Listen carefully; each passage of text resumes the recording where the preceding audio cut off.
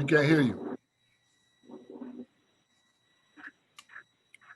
I can't hear you, Ananias. He was there. He was there for the majority of the time that I was there, and I was there for 10. So right. I don't think he ever. He might have been at Oak Park at one time, but I don't know if he ever got left Stillwater after that. But anyway, we're going to keep flashing on him. Wayne, you can take him down now. And then when we get more people on, we'll bring him back. Now, Rich, just for posterity's sake now, has your project ended now, or is it ending at the end of the month for the housing subsidy? No, one of them ended the 7th, another one ended Friday, the 11th. Okay, all right. Yeah. And so they're both done now. Okay. I've heard some talk about some continuation. Yeah, they want to, CRMS definitely wants to continue to do the work. They love the work we do.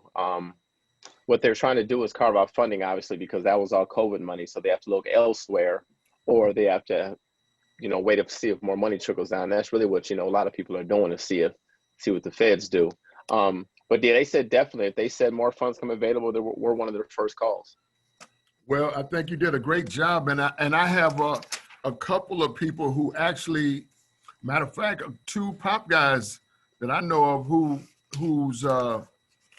got their rent paid, man. They caught up on their rent and got their rent paid. And so, I mean, that's some amazing stuff, man. Yeah, thank you, Pops. Yeah, definitely. Yeah, I don't know if,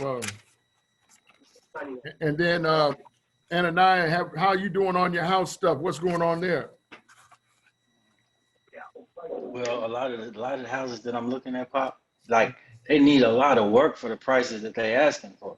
Right. You got outdated furnaces, outdated. You got them covering up like flood damage and stuff like that, and it's like, yeah, man, and it's like my price point is not way above everybody else. You know what I mean? So right. So I'm just taking my time, and I explained this to the realtor. I said, listen, I'm really gonna take my time. So I hope that you're a patient person. Right. I'm gonna take my time because I'm not looking for nothing extravagant, but I'm looking for something that that's move in ready. Right. But if it's work that needs to be done, I can do the work myself. Right. But a lot of these houses, they got a lot of heavy work that I just really don't have the finances to kind of put into it to get those things fixed right away. Mm-hmm. Yeah. I understand. Yeah. Well, we're going to just try to hold up to see who else. Calvin, are you on the phone? Yeah, I'm on there, Pop. I'm just sitting here watching, listening, and paying attention, man, trying to be focused so I can be able to feel what's going on with the guys, man, and get some knowledge. Right. Well, Calvin, just give us a little report from down south. What's going on down there with you? Well, for me, man, I try to stay to myself. I was working with this guy, and he ain't been working because of the COVID, and a lot of stuff going on with that down here. I'm just kind of keep myself still, man. My car broke on me. My transmission went out again. So, I guess I'm just having to be patient and let the higher powers lead me now. So I'm going to be still, do what I got to do. I'm bringing my house together. I've been doing a lot of work on my house. That's good. God is good, man. I thank him for just allowing me to be able. And then I'm gonna be in the soup line tomorrow for my church. Passing out food. Oh, good, man. Good. And trying to give back, man. Even though I want to be positive, man. And hopefully the people. That's an excellent idea, man. We need that. Yeah, so I'm still about this pop thing, man. It just gave me another inspiration to move forward to doing positive, still a falling back, Right. Even sometimes here, the people that I know, I know them, but I can't do what they do. And I think they kind of get jealous of that, but I ain't mad at them because you know what? Mm-hmm. If you see me going the right way and you don't want to go that way, then you'll break off from me anyway. Right. Break off. That's a good way to put it. Break off. You know what I mean? Yeah. So I'm on a good path, man. You know, I just got to go ahead on and put my hand in the man's hand and let him lead me now. Because what I used to do ain't worth it. So I just go ahead. I just want to get myself. I want to get myself in order with him, and then what he got for me, I want to do that. You know, Calvin has changed, man. I just hate that I have to accept a lot of stuff that I don't like, but that's okay too. Yeah, I hear you. I hear you. That's a part of growing up, though, and maturing, is recognizing the things that you can change, and then also recognizing the things that you don't have any control over. Right. Right. Not trying to make a way where there ain't no way. Right. And that's like with my car. I said, well, since that car down, that means he want me to be still for real. So let me just not worry about that car and just do the little stuff I can do here. Right. Well, well, really quick though, what happened to the young lady who asked you about that ring on your finger? Well, you know, I only go to church on Wednesdays and Sundays, and I'm trying to get one day when she bounced back over there, just let her know. You know, I went to her, I told her, but you know, you have a lot of people around. I couldn't finish the conversation, so I told her, I said, well, you know, I wanted to tell you something when you had asked me about that ring. I said, right now, I'm going to get back at you because I still got COVID. Right. No, you got scared. You got scared. But I'm still going to go at it one more time, Pop, because you know what? I got to be right when I do it, you know, and I'm going to have to let her know about my wedding that I had with my wife. I haven't been with that woman. I'm trying to figure out, after 7 years, if you haven't been with somebody, do they annul that off or what? No, boy, stop trying to make up some laws. No, you married, Negro, and just face it and going down to the courthouse and start the process. I am, man. That's what my next thing is to get that thing out the way, because the church I go to, they really strict on you having sex outside the marriage or having sex at home. You know, so I got that going for me. They're gonna be on me. They ain't gonna let me just jump out there and think it's okay to do whatever, you know. No, that's good. Well, stick with them then. I like that. Brother Eric is on. It's good to see your face, Eric. How are you? Give us a check-in.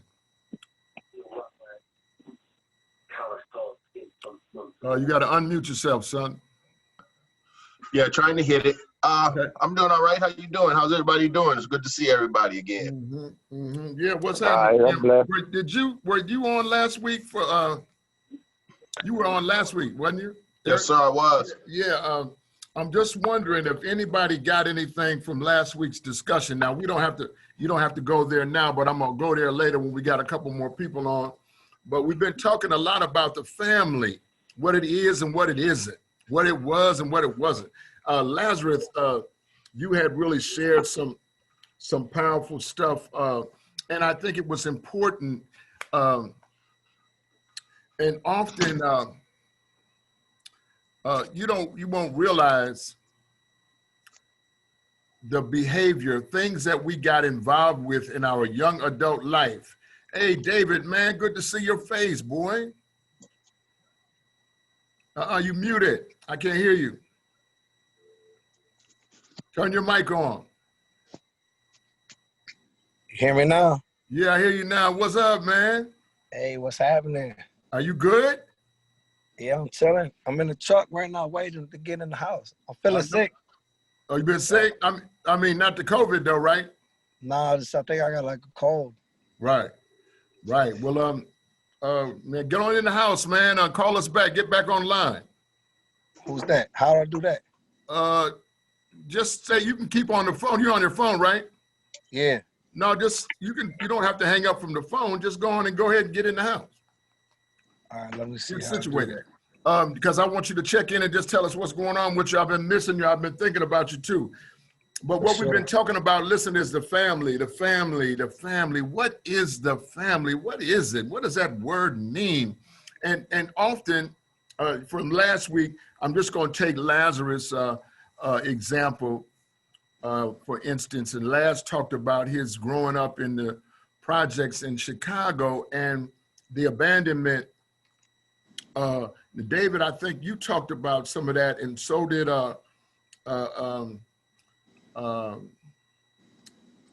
somebody else was talking about the same thing, and really we don't realize as youngsters the impact of what that family life was or wasn't, the impact that it has on who we are at the particular time. Initially, I don't know about you, but for myself, I didn't really intend to go out in the street and stay there for no long time. I just was having some fun. I just thought, oh, I ain't gonna be here for no long period of time. I'm just gonna have a little fun, see how it goes.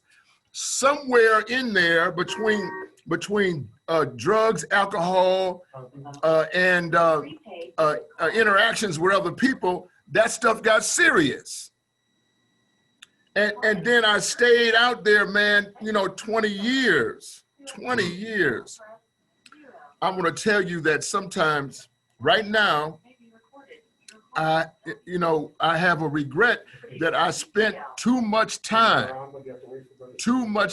in the street. Right now I'm at that point in my life where I can appreciate having those years back.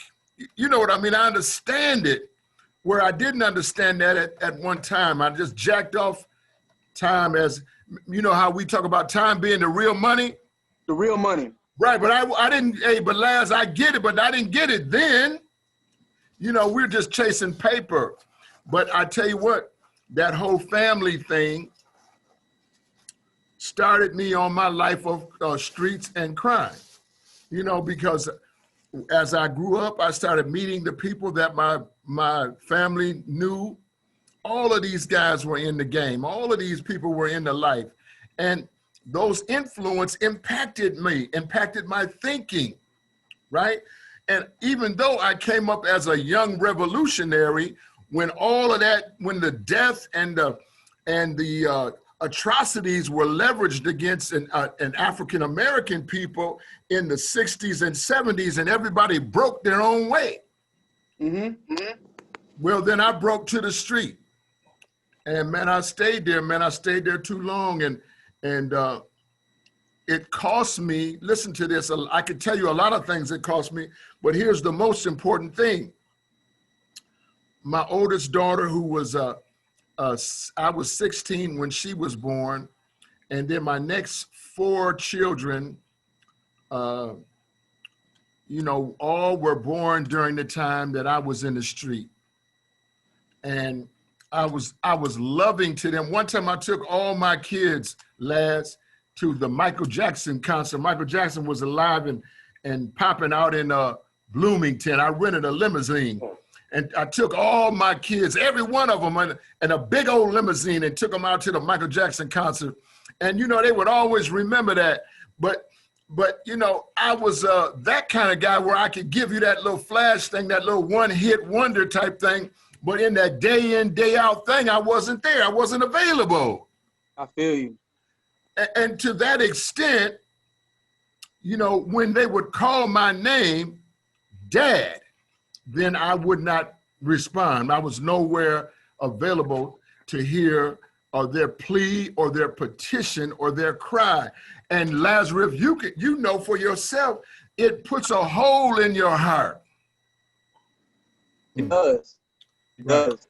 I wrote a poem, Pops, that talks about the whole crack baby stuff. Like I was able to go there as far as really like being vulnerable with how that it affected me. Like, I feel like in the past, like I was so comfortable operating from my ego, and that became my, you know what I'm saying?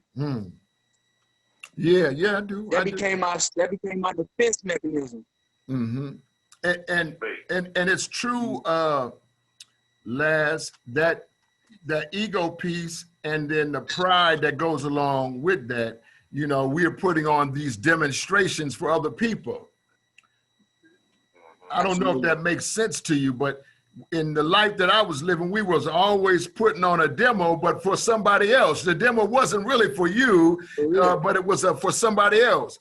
And that parading and masquerading, it cost a lot of time and a lot of years. And, you know, we believed, and I was talking with Miss Lolita about this. For some reason, I was trapped in a particular lane, and I believed that to achieve nice things, pretty things, I like pretty things. I'm still addicted to them. To achieve pretty things, I could only get them this one way. Right. But right, but later then I realized, man, these pretty things are available to anybody who really just wants to get busy and have them, and you don't have to be in no life of crime for that stuff. And it seems so simple now, but it wasn't simple at that time. You know, because I'm talking about, I was locked in, man. You know, I was down like 4 flat tires, and I couldn't, it took me years to break that chain. Here's Doug Sibbett on. Hey, Doug, can you hear me?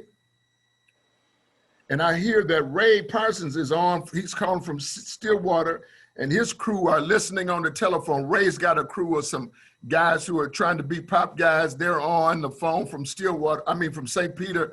Ray, is that you? Are you there? Pop. Yeah. Can y'all hear Ray? Okay, go. Hey, Ray, just give me a quick check-in on how you're doing. I'm doing pretty well. I'm really focused on what's being said, and I understand and I can identify there was unresolved issues. Right. And the time that was wasted on trying to run after the false thing. Right. Money being in the lane. Right. So I truly identify. But even the sexuality piece, I want to just touch on this because the promiscuity of the sexual promiscuity became enmeshed or emerged in this kind of lifestyle, and then the drugs and alcohol on top of that, and then all of these things, we would have our individual frustrations. We often took sex as a way out, a way to feel better about what we were involved in. I don't know, maybe I'm just talking for myself, but the truth is, though, in some ways, we as young men, especially, we had our swagger there. And in the area of our swag, we had allowed the life to put itself on our swag. And oftentimes we got ourselves into situations where we really had no intention of being, but our swag and our misdirection, our misplaced identity, say identity. Identity. Our misplaced identity allowed us to find our way into some things that we didn't have no place in. And let me give you an example of that. And this is not judgmental. I'm just telling you the truth. Now, prior to crack and then later meth, right, from my European brothers, you found very few sex offense cases, very few. They were there, but they were very few. But when the advent of crack came into the community, it did so many things. It uncovered the mother. It left her children alone. It put these hyperactive testosterone pieces in the male, and we messed around there and mixed all of that up with booze and alcohol, and before we knew it, we started committing these offenses that aforementioned were not offenses that were either germane to the population. I hope somebody can hear me there. Yes, sir. For sure. And so here we are even today, finding our way out of those situations from 82 and 84, 87. Yeah. I don't hear you. Speak, Pop. And so this is why I've been talking a bit about the family, because now here we are. Now say now. Now is a very important word. It's a big word. It means ecstatic excitement. It means that some things were this way, but now there's some other kind of way. The workout. And now you begin to understand that you're becoming the head of a family yourself. Yes, Lord. We in Pop, we as a group, we've been together now for 16 years. Some of y'all have been with me for 16 straight years.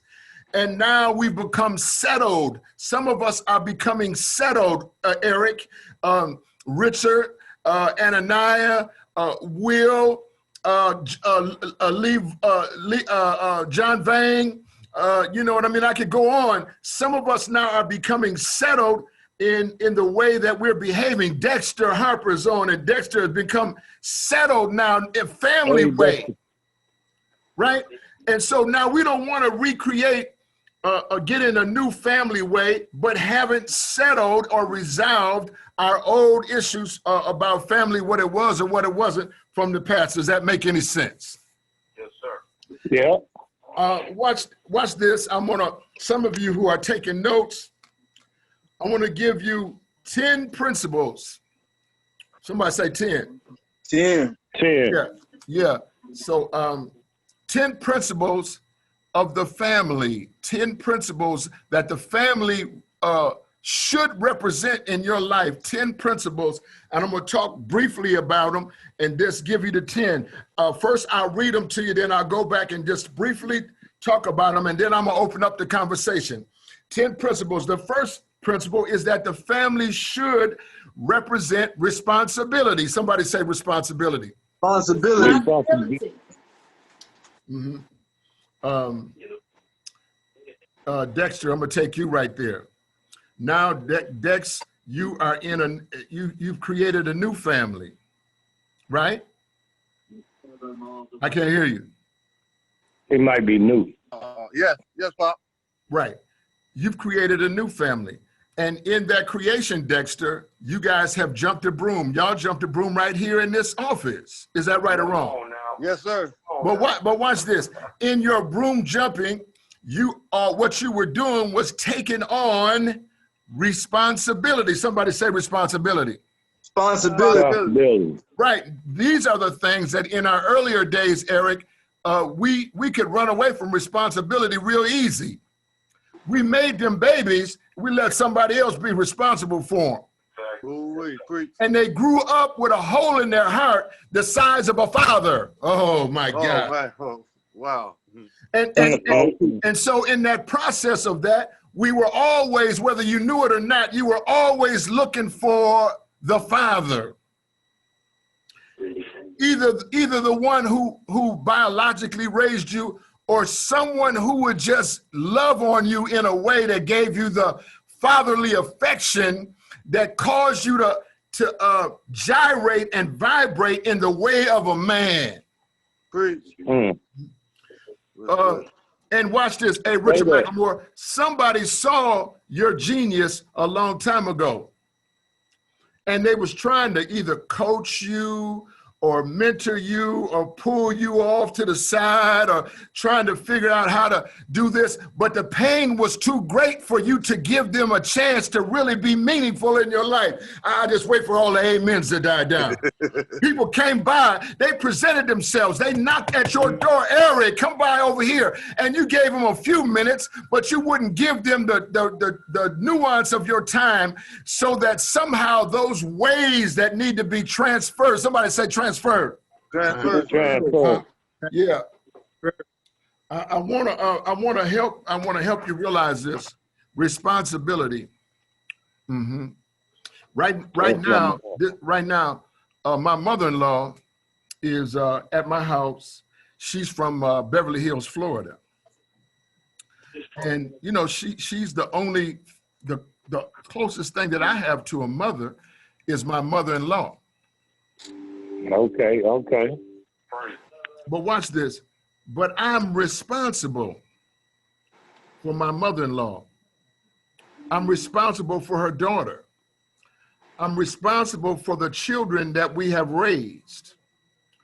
All of the children know Dad is responsible. I mean, when they call my name, Dad, they get a response. I want you to know how important that is. And when you've been gone a long time, while it could take you a while, Doug, for your child, or David, for your child to call you by your real name and mean it, not be resentful about it. It might take a while, Eric, but the truth of the matter is they are always searching for you to be responsible enough to love them in a way that causes them to fill up that hole in their heart.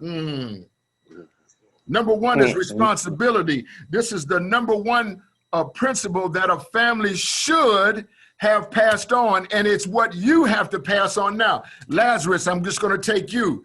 You're in a relationship with a young lady. She already have children. Yep.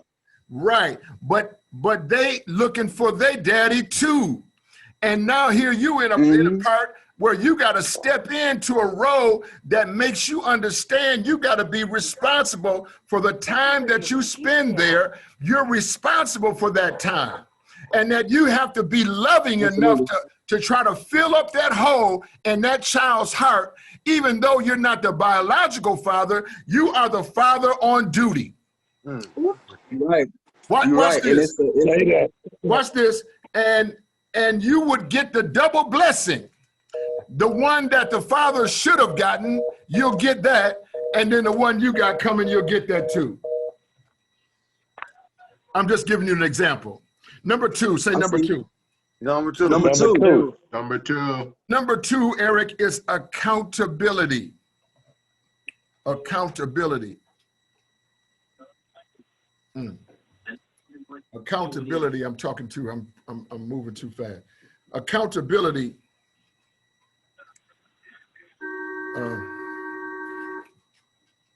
Let me just slow down for a minute.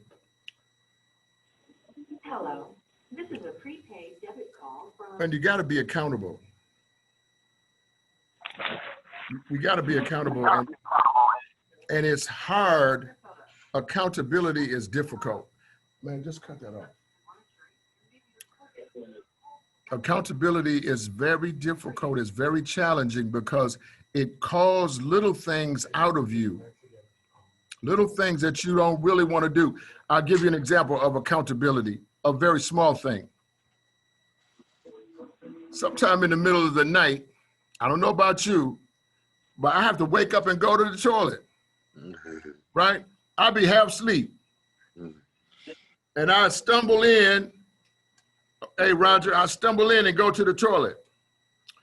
Well, when I do that, I make sure I put the seat back down just in case my wife get up and stumble in there herself.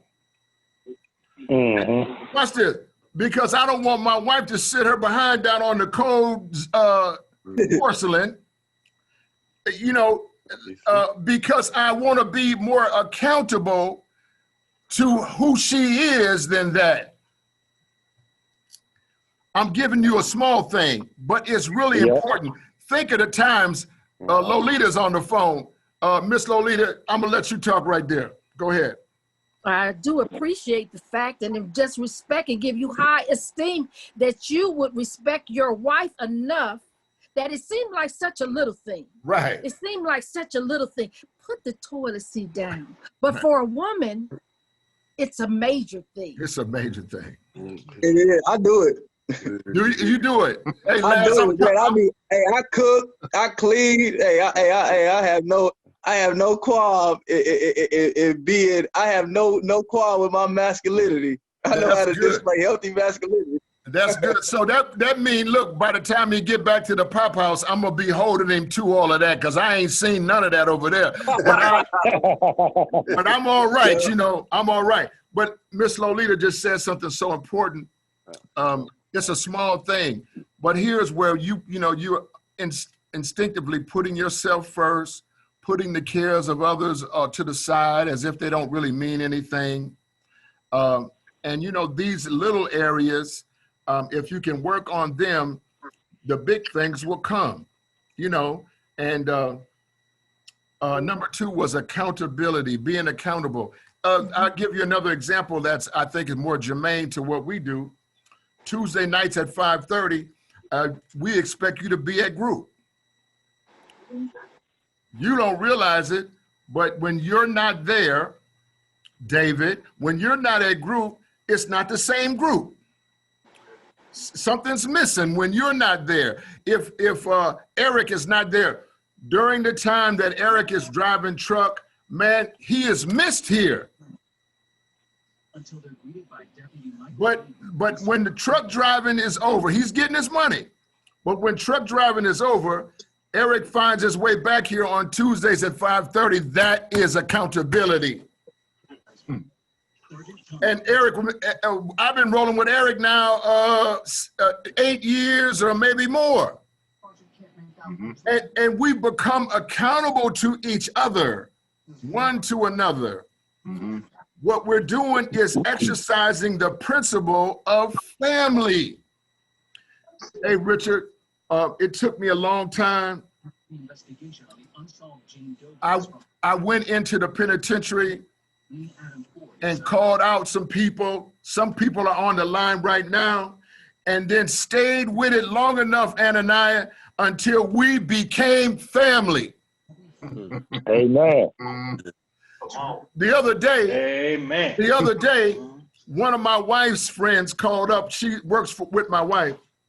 She said, you know what?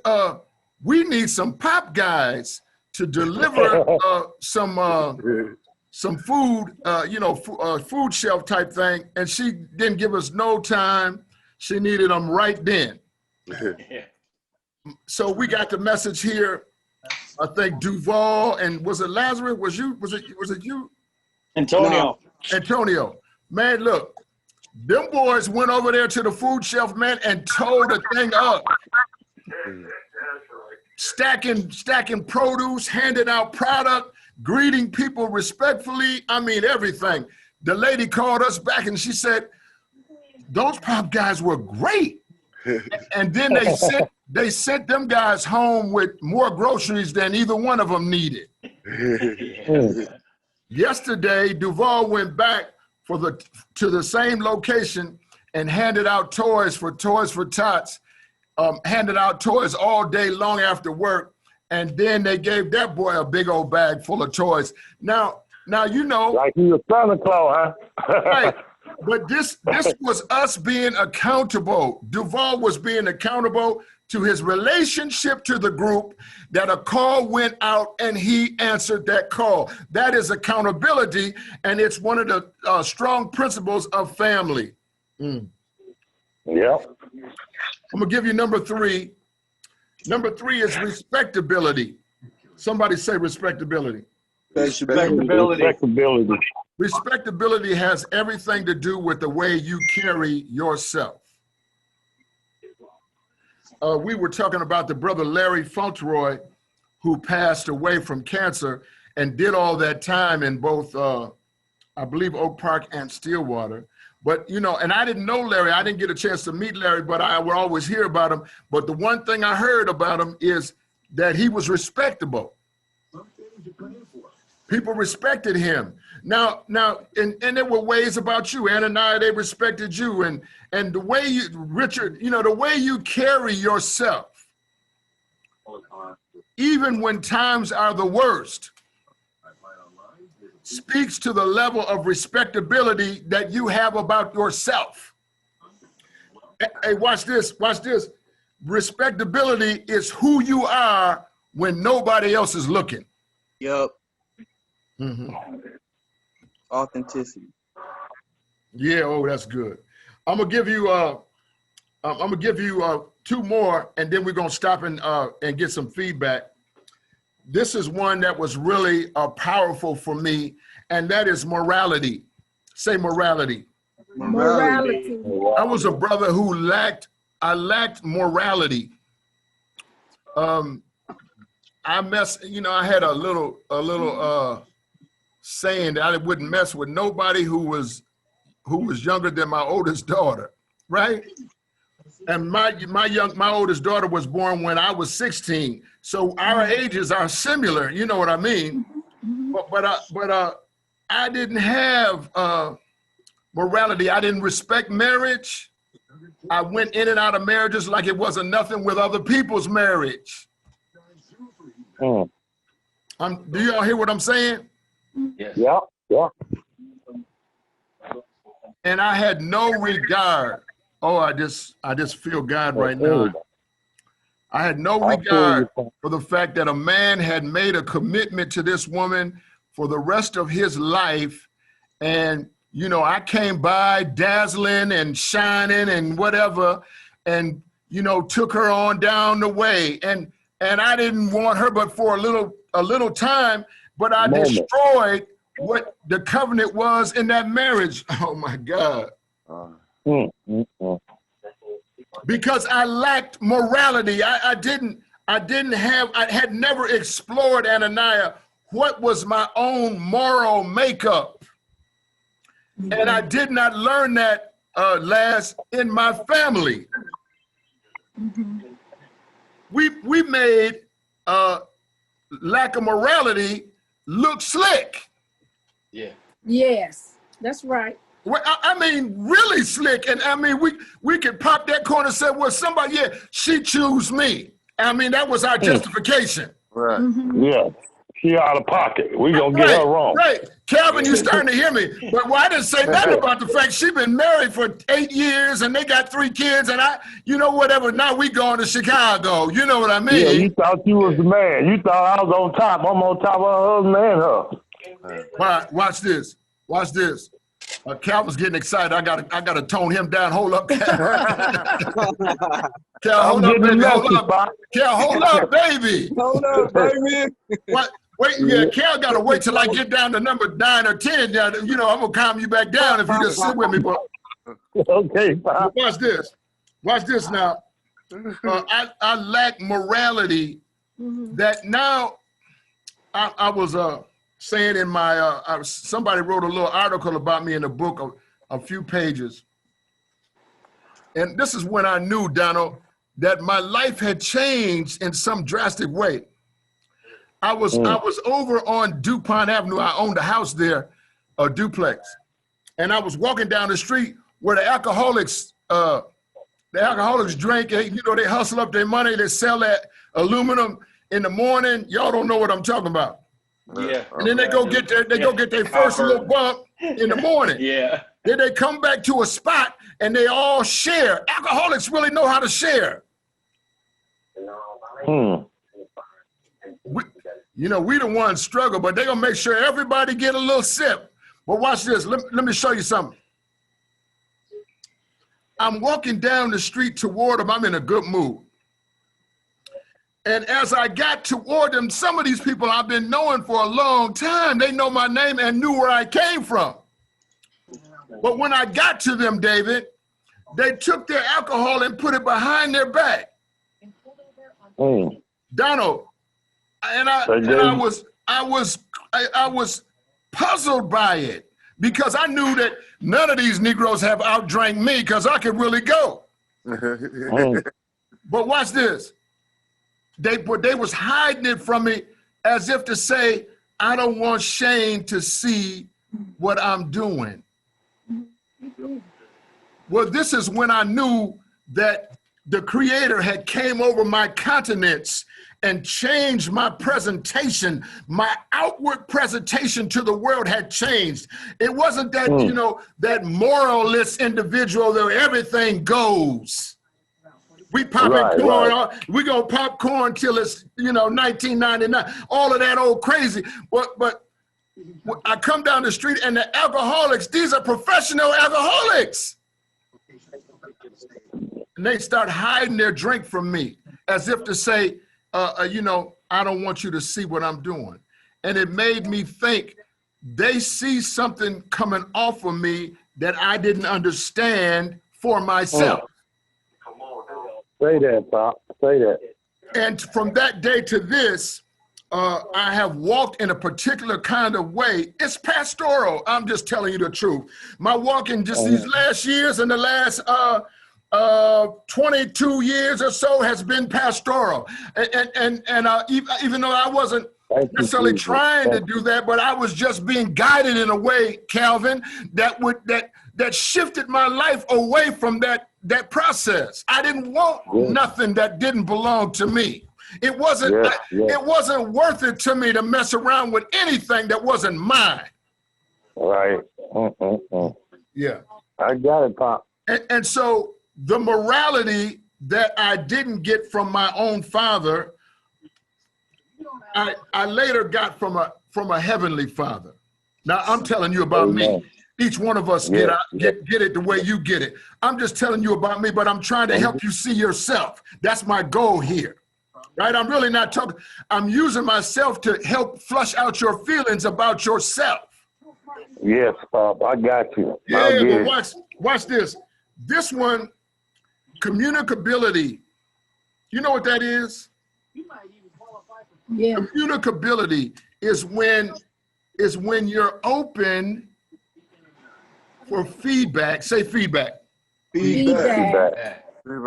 This is so important because oftentimes when your woman is trying to say something to you, if she gets a little zesty in her presentation, you take it only as criticism. Criticism is something that is given by someone who wants to hurt you. They want what they say to hurt. That's criticism. Feedback, say feedback. Feedback. Feedback is what somebody who cares about you and cares about themselves is giving you to help you better understand the nature of their understanding of the situation. One of the things that I learned about us who mostly came out of the street is that we were too sensitive, right? Because we've been following our own rules. And so we become soft-skinned and sensitive to when we were getting feedback from the woman who cares about you. So we would lash out at them in a way that was too aggressive. Sometimes it was physical. I'm just telling you the truth. Yep, I got it. I done did it. When really she's just trying to give you feedback. And sometimes we are too arrogant and self-centered and stuck in a lane to appreciate that the world is operational in more lanes than just the one you're operating in. Yep. And Pop, I got a message for that when you get through. I'm waiting. I'm just waiting for all the amens to die down because that was a good word. If anybody got that, I got it. Because listen at this. If you, as you're getting into a family way, you know, you chose that woman because you love her and you love some things about her. Let those things that you love speak to you at certain times to allow you to grow as a part of your duality. Yeah. Not remaining single-minded and stuck only on yourself and your own opinion about everything. I'm gonna stop right there. That was 5 of the 10 principles, but I'm gonna stop right there and open it up for reflection. I want anybody who feels, Lolita, I want you to go first. And Donald Amos, you come after that. I'm gonna go after Donald. All right. Responsibility, accountability, respectability, morality, and community. How do I pronounce that? Communicability. Communicability. Just say communicate. The ability Communicate. to openly communicate. Just say that. All those things are so important. And we're talking about the family. Right. And so when we think about, I just say me personally, where I think about where I came from and all that corruption, it took many years for, and I'm still being processed as I come to group and I'm learning, I'm still being transformed. Right. And it's taken all these years for all those negative vices and all those negative behaviors, all those negative things that had been planted inside me all those years to be uprooted. Wow. So I just thank God that, hey, I'm a tree, baby. I'm a tree and I'm being pruned and cut and I'm still flourishing. Praise the Lord. Amen. Oh, that's good. That's good. I'm hoping that y'all really heard that, and I wanted us to hear from a female's voice, from a woman's voice. That's right. because sometimes, especially us that we're kind of atypical, you know, dogmatic in a way, driven, we have a very hard time getting out of our own way. Ooh. Oof. I want to say one other thing though. Go You ahead, know, and then Donald come. Go ahead. okay, that what happened in how I was treated as a woman wasn't the woman that I am today. I was treated in such a manner, till it made me, even today, even myself now, it kind of hard. Right. You know, because I was like a soft little flower, but you kept stepping on that flower, and you kept stepping on that flower, and you kept stepping on that flower. So now the flower becomes a piece of the concrete. Right. Okay. Wow. Yes. Wow. Well, that's rich. So that's why I say, even still today, I'm being transformed. I have to check myself sometime when I find myself, because I was so wounded that it made me hard, that I had to check myself. Now if I get too hard, the Holy Spirit will check me and say, come on back, come back. Right. No reason for you to be that hard. Right. It all depends on even if I have a broken heart or whatever the situation may be, I've learned how to put that mask on. Okay, I had that mask on, you would never know. Right. Right. Oh, it's happened for over years. That woundedness, being so wounded, being so hurt and crushed, till it made me hard. Right. Until it took the Spirit of the Lord to crush me back down and mold me to the woman that He wanted me to be. Amen. Wow. That was so good. That was good. I appreciate that. Go ahead, Donald. Hey, I heard what you said, and I'm gonna cut to the chase. And the chase is this here. You're gonna do all that stuff like you just mentioned, and mistreat people to the point where it becomes so pressing and oppressive, you start hating yourself and start doing self-sabotage things to yourself. That'll bring you to the point where you'll want to hear somebody give you some feedback to relieve that suffering. I was there. Yeah. I was broke down to the point where I wanted to hear somebody say something to me. Right. Whether it was criticism or feedback, because I was searching, I was tired. I was tired of living that way. It broke me down. My relationships were bad, and I wanted to be the person I always was intended to be. But I could not get back to where I last remembered myself until I heard some things about myself. Right. Right. That made me, forced me to start listening to what people say, whether I liked it or not. I'm still sometimes sensitive about it, like James said, because I was used to going by my own rules. I was only looking out one eye, you know, while I was one person trying to see the whole world. I couldn't see it. Right. And them drugs and them alcohol, they desensitized me, and I could not feel anything for a long time. You know, I had reduced people to colors and different positions.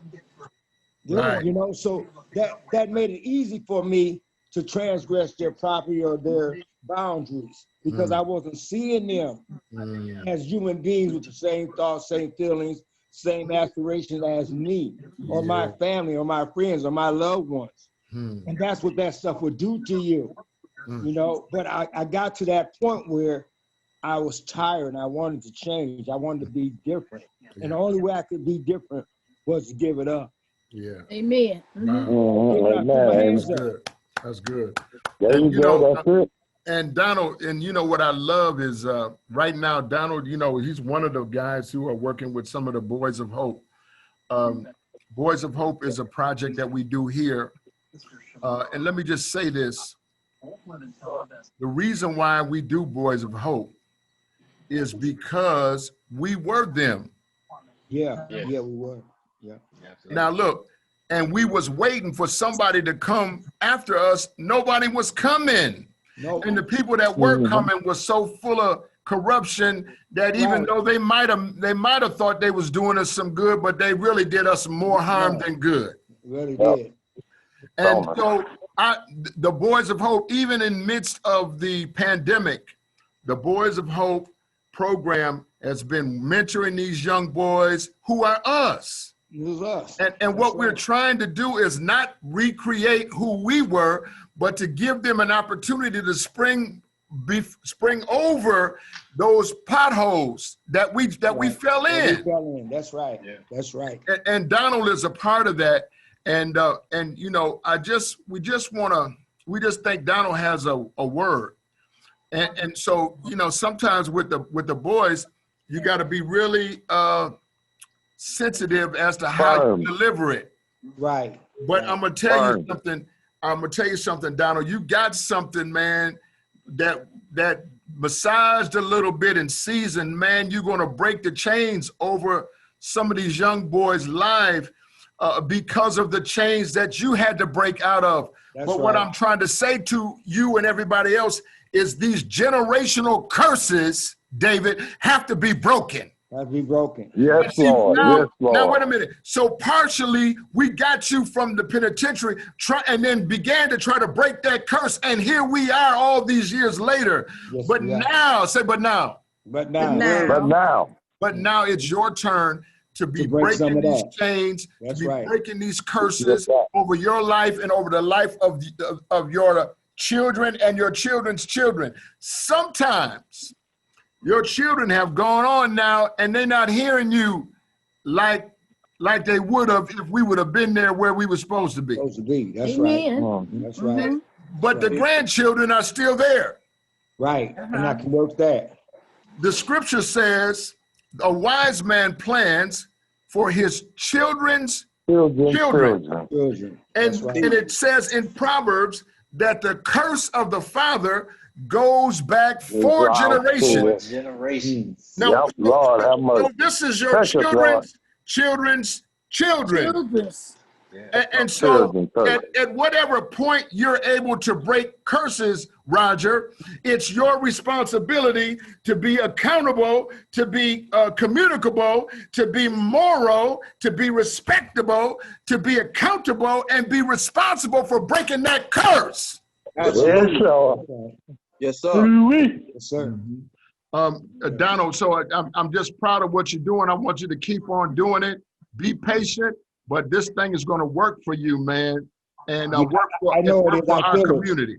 It is, and I'm going to keep on hanging in there. I'm going to keep on going till I break it, like you said. Yes, and I know if I reach 1 or 2, I'm good. Just 1, and that make me that mean the world.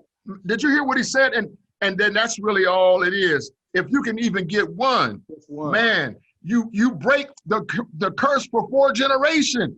Yeah. Anyway, Calvin, I'm gonna let you jump in, and then I want to hear from somebody else. All right, Pop, I want to talk on the family thing because when I was coming up, you know, I was the baby of the family, so I kind of seen and looked and seen all of the stuff that was going on in my family, and just before all of my peoples and them got to pass away, because I become the elders. I would go back and I would explain to them and tell them some of the stuff I seen when I was coming up, and they couldn't understand it because, you know, it was a big family with me. You know, I had 6 boys and 3 girls, so I got a chance to see what everybody did when they didn't think I was watching. Right. You know, and just by me learning some of the stuff that they did, it was those curses that I should have been able to back away from. But I called myself saying, well, I want to see how good it was because I seen them feeling good and having fun. And then as I got old enough to start talking for myself, couldn't nobody tell me nothing. Right. I didn't understand how to set feedback. I feel like it was my way or no way.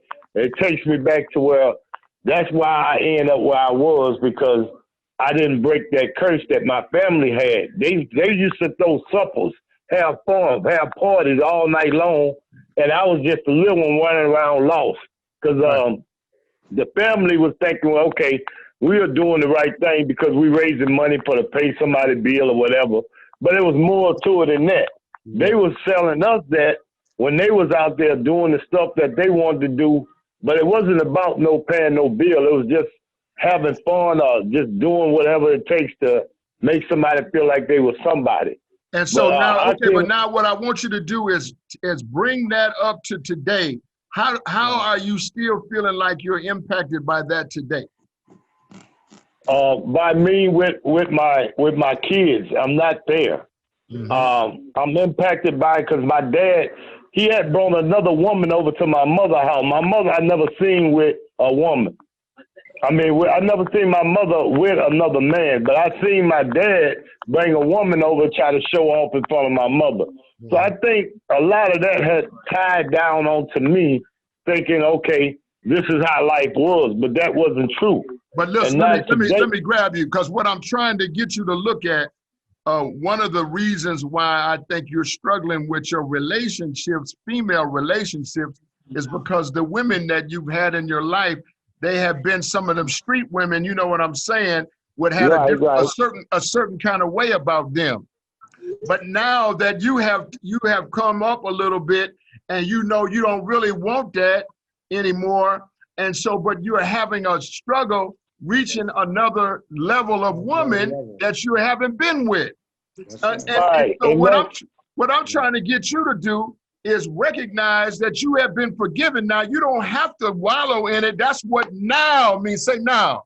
No. But what you talk about, that is important because it was then, but now is now. And so you have to then take those things and transform them into evidence for your new life, a foundation for your new life. This is how it was then, but this is how it is now. And you got to make a clear delineation between yesterday and today. At some point, Calvin, you have to push that door closed with your foot and lock all them locks into yesterday and allow yourself to live in today, in the moment, in the now. Right. And I feel good about it right now because when, like you say, when God sent me the right woman, I'll be on the right track. But as of what I got from what I've done in the past, I hurt a lot of people. So I don't need to hurt nobody no more. So that's why I'm being careful about a woman right now. Yeah. I don't want to get a woman in my life and then I end up thinking my old way. I want to take a whole new path of being able to give, not receive. I got you. Let me grab somebody else in here. Roger Ellis, what you got? Roger, what you got? He might be on mute. Roger, take your mute off. Sorry about that. The computer technician was stuck for a minute. All right. I'm exhausted. I'm just listening, Pops. Right. I had a hard day-to-day training and all that. And I'm just soaking it up. But what I can say, number one, responsibility is huge. Because if you can't be responsible, everything else just falls by the wayside.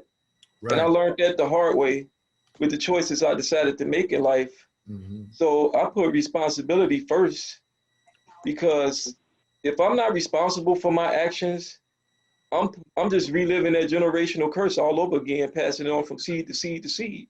You know, so by me showing that I could be responsible for these 90-some days that I've been out of the penitentiary, it's planting seeds in my seeds to show them that anything's possible. Right. You know, by looking at my action steps that I've been making along the way. Right. I just got promoted at work, and it's like they've been flooding me with so much training. That's their responsibility. And I've learned, instead of me having that know-it-all attitude, I ask the questions. I let it be known if it's overwhelming me now, instead of putting on that mask like I got everything under control. Right. And that's where that accountability piece come in at. Right. So it's like, if I don't have a responsibility, everything else just falls, you know? It does, man. It really does. And I want to also get you to think about this whole notion of communication. Mm-hmm. I'm struggling, and I want you to get Doug for me, get him back online. Okay. But watch this. I'm struggling with my son, Kwanzaa. Some of y'all remember him from Stillwater. He did 16 years there. You know, that boy's hard-headed. And but he's trying. You know, he's a barber now. He's down in Georgia. And, you know, he's been calling me. And then his son, Saran, my grandson, you know, I mess with Saran. So, you know, I have Saran in my life, and I try to be responsible for my seed. So Saran is helping Kwanzaa and I, Juan, to, you know, to kind of bridge the communication gap that we had lost. Let me tell you why we lost it. Because when he came along, I was so rigid about my separation from craziness. You know, when I got saved in this thing, I mean, I got rigid, and I didn't mean to be rigid, but I just got so rigid. I wasn't accepting no games. I didn't want to hear none of that, you know, drag or nothing. And if you brought me any amount of it, I just would shoot you down. And so I was shooting him down in ways where he was struggling in areas where he really needed me to have a more informed way to communicate with him where he was. He wasn't where I am. Yeah. And so at that time, I was still afraid of the dog that was chasing me. Yeah. The dog that was chasing me was a big dog. My son couldn't see the dog. So when we would be talking, you understand, he didn't know the dog was chasing me. And if the dog got me, he didn't have no chance. Right. So then I was too rigid, even in this chase, that I could have explained to him as I just did you. But rather than explain it, I just would shut him down and say, man, don't do this. I'll give you one example. This is my son. He's living with me right down the street from here. I had a duplex over here. And so, you know, my son had his own room. It was a big duplex, and I lived downstairs. They lived upstairs. I wasn't one of them dads that search your room and all that kind of stuff. But something told me one day, now I'm like Mr. Straight as you can get now. Hey, Donald, I went up to his room, and something told me, just, you know what, just look in here. Check in here. Go in there. So I went into my son's room, and I'm just looking around. It's messy and this and that, but there's a big paper bag in the corner. And I mess around, I open up the paper bag. Look, the whole bag is full of weed. Wait a minute, the whole bag, a big old bag. Now, wait a minute, I'm involved in all of these things. I'm doing all of this stuff. Trying to be a pillar of the community. Wait a minute, I got a quarter pound or better worth of weed in my house. Y'all ain't hearing me. Wait, so then I said, I get you, Pat. So wait, I said, okay, first I said, well, look, I'm gonna take it and throw it in the garbage. But then I messed around, I didn't want to put it in my garbage. and then I said, well, I'm gonna put it in the people's garbage right down the street from me. But then I thought, you know, wow, then I would have set them up. So I ended up, listen right here. Look here. I ended up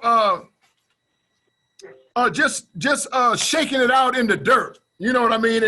It was an empty lot next to me, and I was gonna buy that lot, and I just shook it out like it was grass seed or something. You know what I'm saying?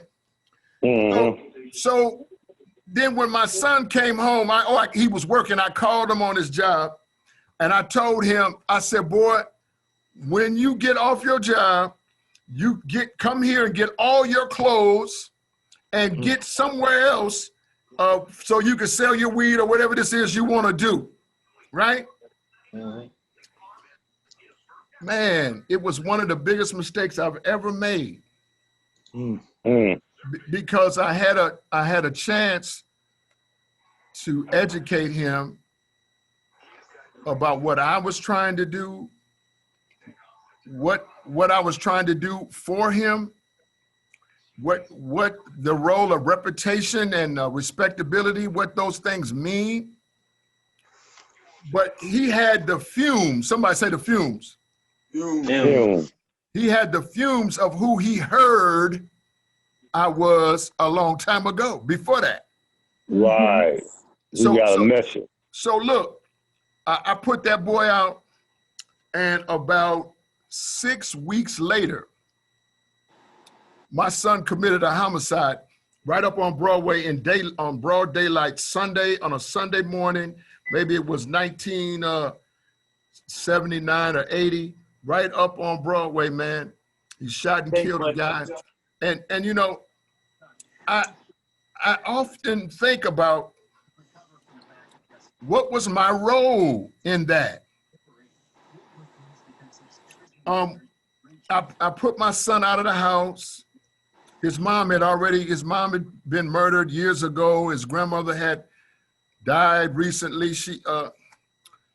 I wasn't, this is what I'm talking about, communicable. I didn't communicate well enough to let him know, man, I love you. But man, we can't do none of this now. We getting ready to have it good. Yeah, we living a good life. We getting ready to have the good life. If you can just hang with me, I can make this thing good for you. You won't have to sell no weed. You don't have to sell none of that, man. We gonna have it, right? Anyway, you know, he ended up going to the penitentiary.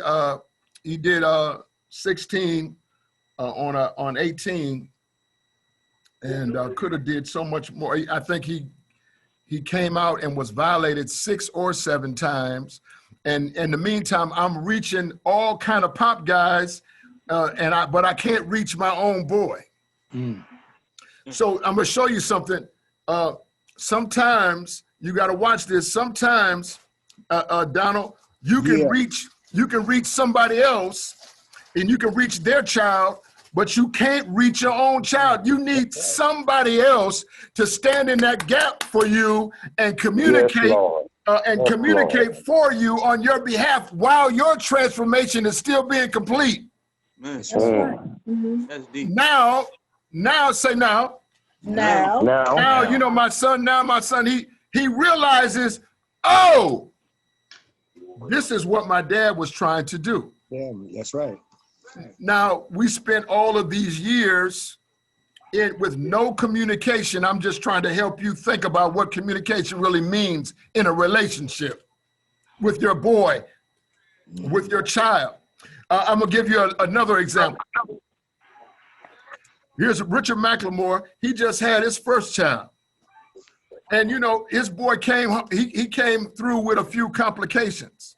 But you know what? His son knows his father's voice. He might be lacking something, but it's not his daddy. No. Amen. And I'm gonna tell you something, whatever the pieces were that he didn't have, if he didn't have his father, those pieces would be personified by 10. And I'm just gonna share with you this. Try to hear me in a deep way. The voice of the father or the lack of a voice of a father is the size of a hole in that child's heart. That boy don't have that hole in his heart. He knows his daddy loves him, and that gives him strength to fight the good fight of faith. Yes, Lord.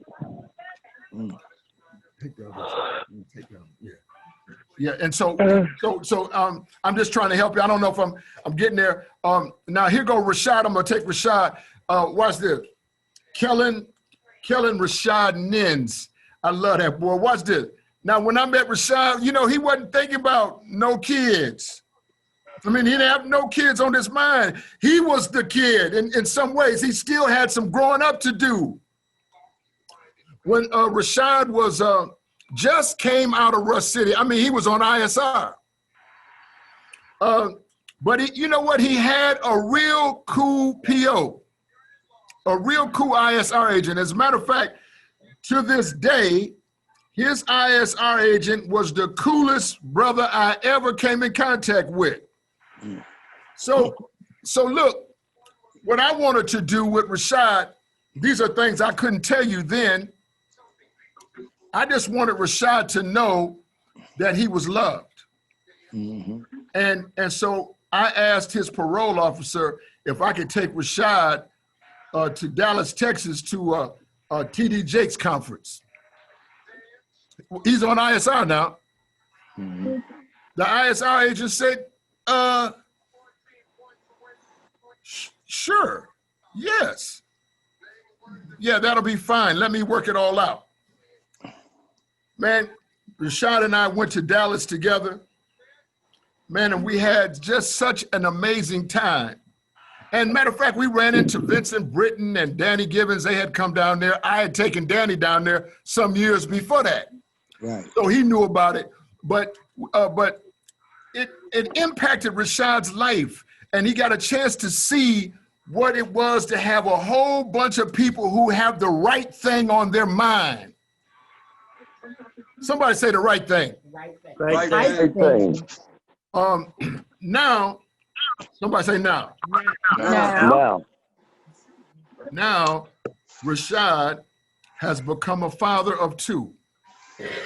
So listen, the other day, about a month ago or 3 weeks, Rashad and Abby had a bed that they weren't using anymore, a queen size bed. And Rashad called me up. He said, "Pop, you know anybody that needs a bed?" And I said, "Oh yeah, sure. We can always use that." So I went by in the van, and Doug, I'm coming to you next. I went by in the van, and Rashad and I loaded the bed onto the van. Well, when I got there, Rashad, Abby, and the children were all outside in the wintertime. It was a beautiful day, like almost 60. Mm-hmm. And I looked, man, at Rashad's face, and he was so peaceful. Abby had love in her face. The children seemed happy. And it dawned on me, Rashad had crossed over now.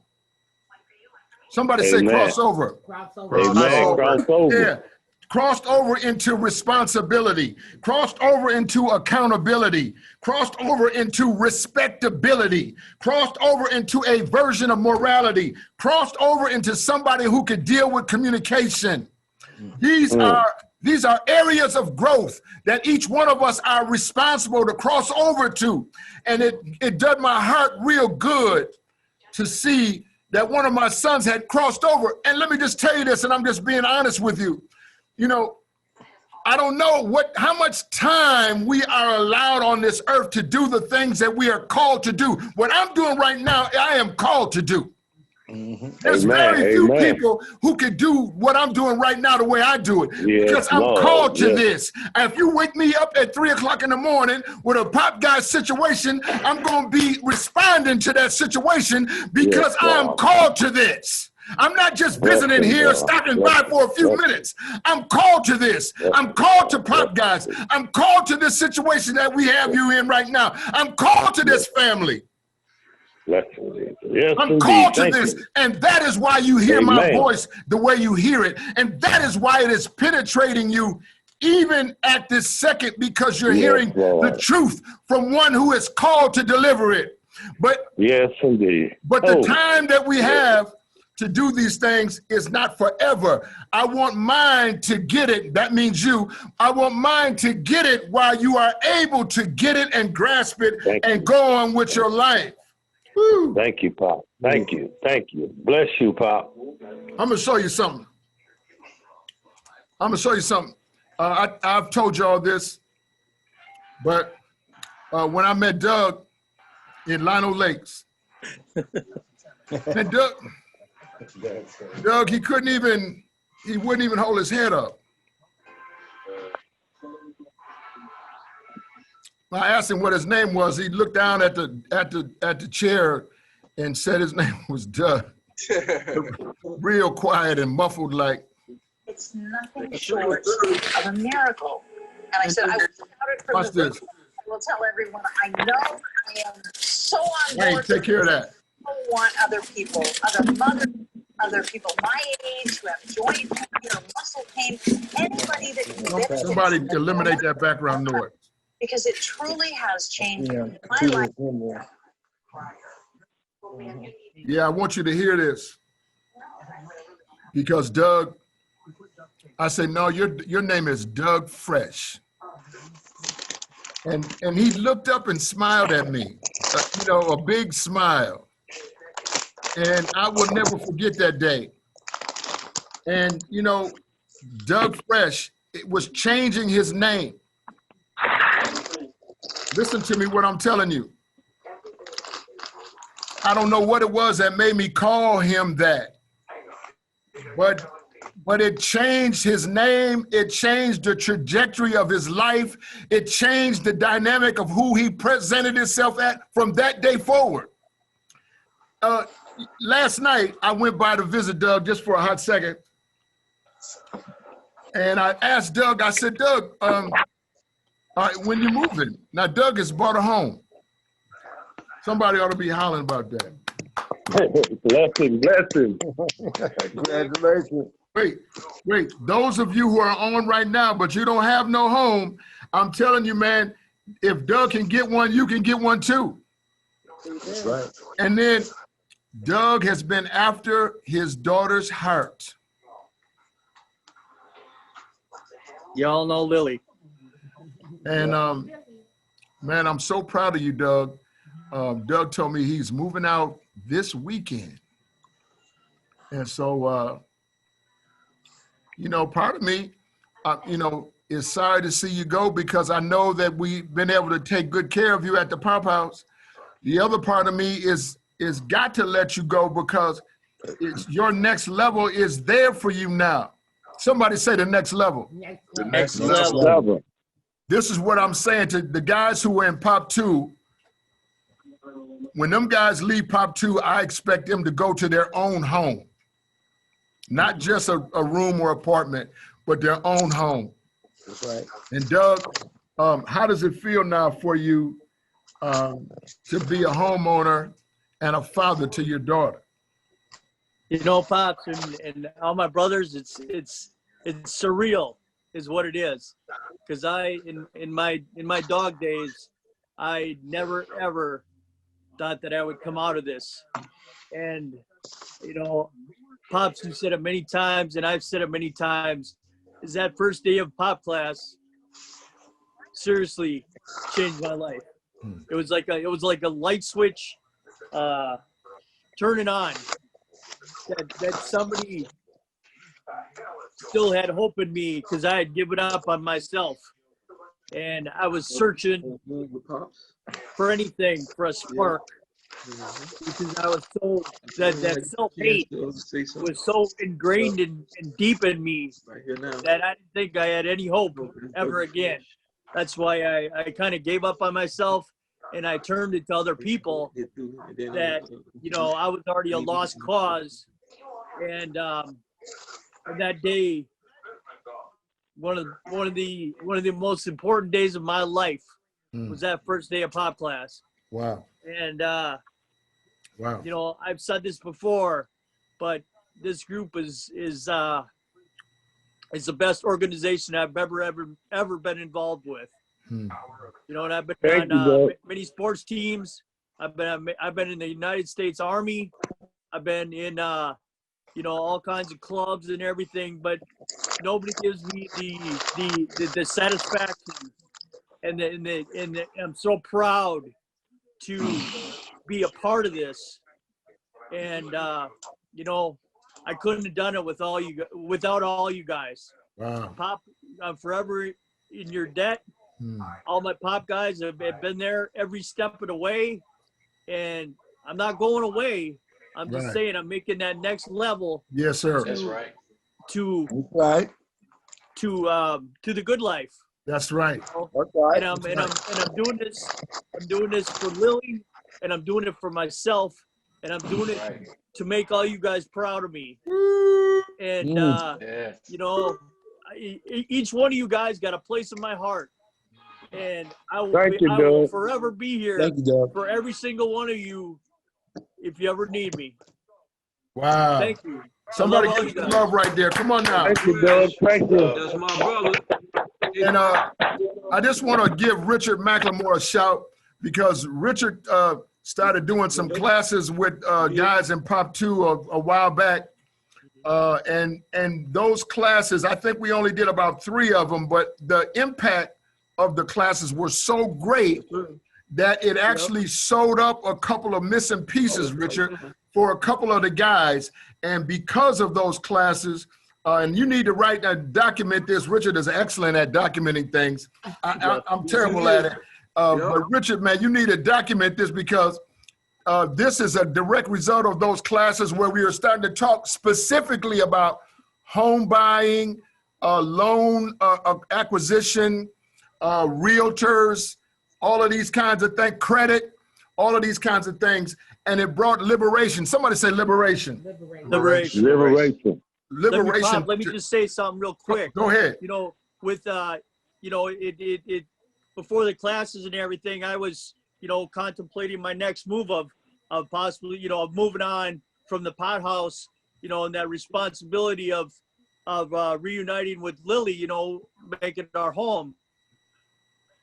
But I want to thank, you know, publicly thank Richard for clarifying that, you know, once I dove into this, you know, wholeheartedly, I found out and I realized that for me, it was easier to get approved to buy my own house than it was to rent an apartment. Yes. To rent somewhere because of the, you know, the criminal history and all of that. Right. You know, for to be approved for a house, all they want to know is are you going to make your payment? That's right. That's right. They just want their money. Do you have that money? That's it. They want that money. Hey, Richard, go ahead. I'm gonna let you talk back about that, or anything you want to. Oh no, I just, you know, Pops, I'm just grateful that I could be a part of it, man. Doug, you know, you did the work, bro. I mean, you know, I think what it was is what we did is we added power to it, you know, with that word. You know, we talk about that with the 8 steps, you know, the word being that first thing. And when we sat down and we shared some words, it just kind of pulled away, just moved away that smoke, you know what I mean? So I think you were already on the path. But I appreciate it, man. You know, and you are a success story for me, man. And I mean, one day I want to chop it up with you and just see how the experience was for you. But I'm just grateful, man. I'm grateful I can be a part of it. You know, that's why I volunteer to do those classes, Pops, you know, because we want to move people on. You know, you know, for me, I don't want no one bottlenecking at the pop houses because I want to get more guys out. You know what I mean? So guys aren't moving through and getting through and getting their blessing, man. They're holding up other people from getting there. So I'm just really grateful that I could be a part of it. Doug, I'm glad you took advantage of it. I will say I wish more guys took advantage of it. You know, I mean, come on now. Right. You know, I mean, we can't live in other people's stuff all our life. Right. But that's a different conversation. And that's one of the things I think about Sherrod, because Sherrod has always been a good hustler with his money and everything. That Sherrod is struggling to try to rent a place. He may have a better shot at purchase than so far he's been getting at renting. And I just want, you know, Sherrod is on now, but Richard, man, very proud of that. The way somehow this housing thing is just got on you, man, just smeared on you, man, and you. Oh yeah. And it's just amazing what Creator is doing with you and housing and how you've been able to help. You know, Esau was struggling, and Richard was able to help Esau, and Esau had these other struggles with his father, the loss of his father. And y'all may not know this, but then his roommate, right after his father passed, his roommate committed suicide. So sometimes we don't realize what people are going through. If you know Esau, you got his number, call him up and encourage him, because he's really going through a lot at the loss of his father and then his roommate. And I want to get David and Dexter in. First Ananiah come first, then David, then Dex, then we'll keep moving.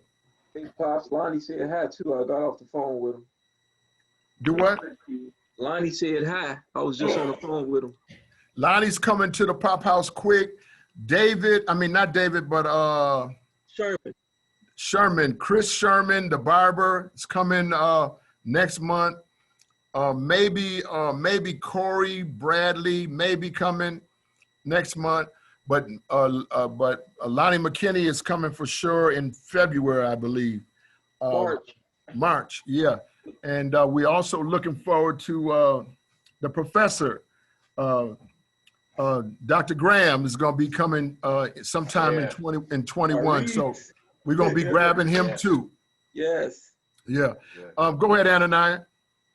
Yeah, the responsibility piece is really, it really hits me because it's like I wake up in the morning every morning at about 3:30.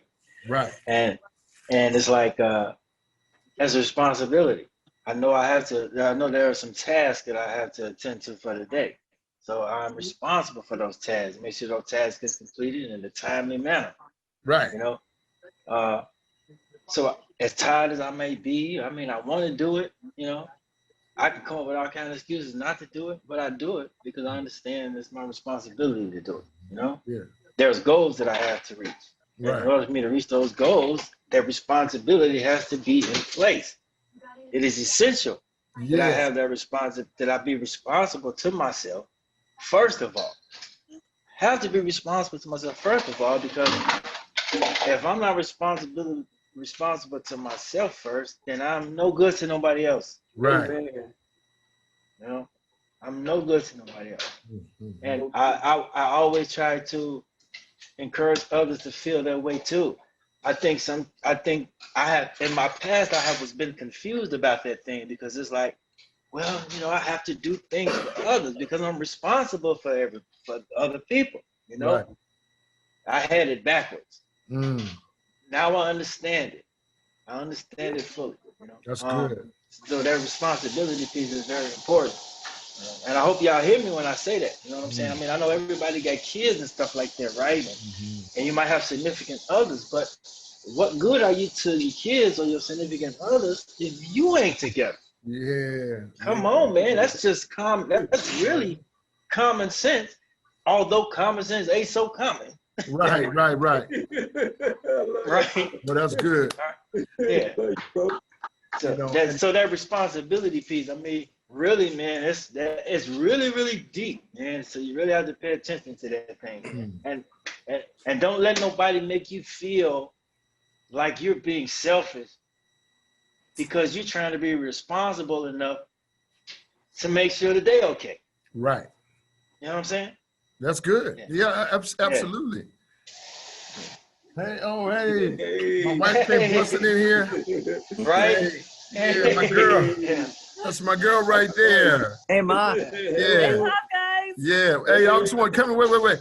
Come here. I just want to show what true love look like. Take a look at it. Take a look. Hey. Yeah. That's my girl right there. Love, black love in his bonnet. That's it. And so, okay, all right, sweetie. All right, you going, huh? Oh, you want to take this for Manny? Take this stuff for Manny. So you know what? Boy, that felt good, man. I usually don't see my wife at this time of night. You know what I mean? This is my pop time. That's a feel-good moment right there. That's a feel-good moment, right. She all right. That's what me and Cornelia say. She all right. She ain't bad. But look what I want to share with you is Rhea's in the mix. She's hollering over there. She done ate up half the chicken. That's right. Hey, Rhea. You know how she do. She ain't ashamed about that chicken. But she been helping me over at the house, cleaning up over at Pop One. So, we're trying to get it together.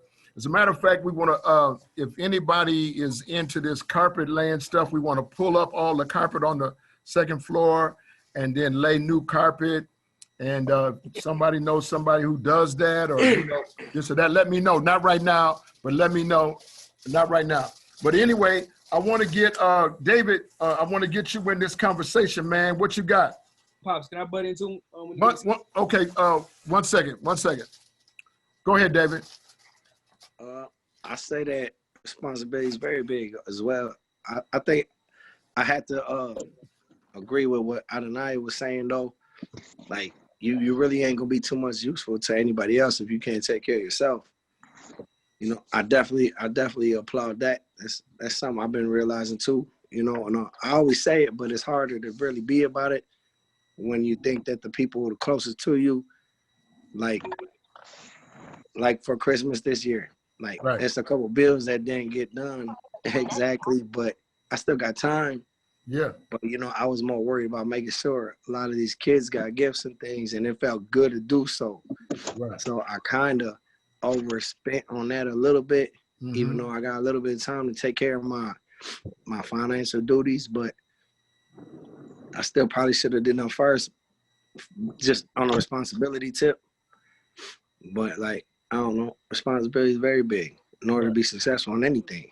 Hey, but man, give that boy some play, man, because you know, now he's up here trying to think about looking out for the kids, and this is such a Christmas is got with COVID, it's got all of these strange nuances to it, and the children have been kind of cooped up in these in-house and all this.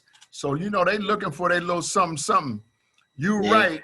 You maybe should have did that one thing first, but I'm happy that that you're going to be able not to be empty-handed, and you're going to have to be thoughtful about, you know, recovering. Because one of the things that I always like to do is take care of all my Christmas stuff in December. I don't want to carry no debt from Christmas into January.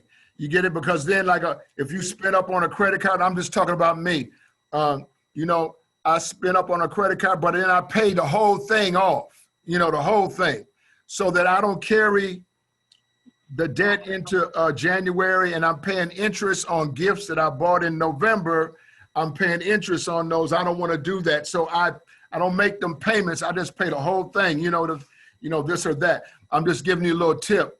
Better sometimes to pay the whole thing or half of it off and then walk softly for a minute than it is to let that debt linger and linger and linger. And by Christmas next time, you still paying off the gifts from 20, and it's 21 now. So I'm just giving you a little tip there. Use that credit card wisely. You can use it, but pay that bad boy off. Just throwing that out there. Rashad, what you got? All right, I wanted to put this quote that I read in the chat. It said, modern slaves aren't in chains, they're in debt. It's something to think about. I don't know if anybody's pointed this out, but it's really interesting to me, the resemblance between the 10 principles of family and the steps to the good life, right? Right. And how all of these principles kind of lead into each other. And I'm seeing this kind of in my own life. The reward of just upholding the 10 principles of family, which are, you know, how being responsible makes you accountable, right? Your accountability is what gives you respect among your peers, or it should, right? And respect, you know what I'm saying? You can't have respect and be immoral, right? Right. So and when you are moral, when you're in moral intention, and I'm saying this myself, yo, I'll approach just about anybody now. I don't care what they look like, or if they look like they on some beef stuff or they tripping, and I'll approach them like, what's going on, brother? How you doing? You know what I'm saying? And just keep it moving.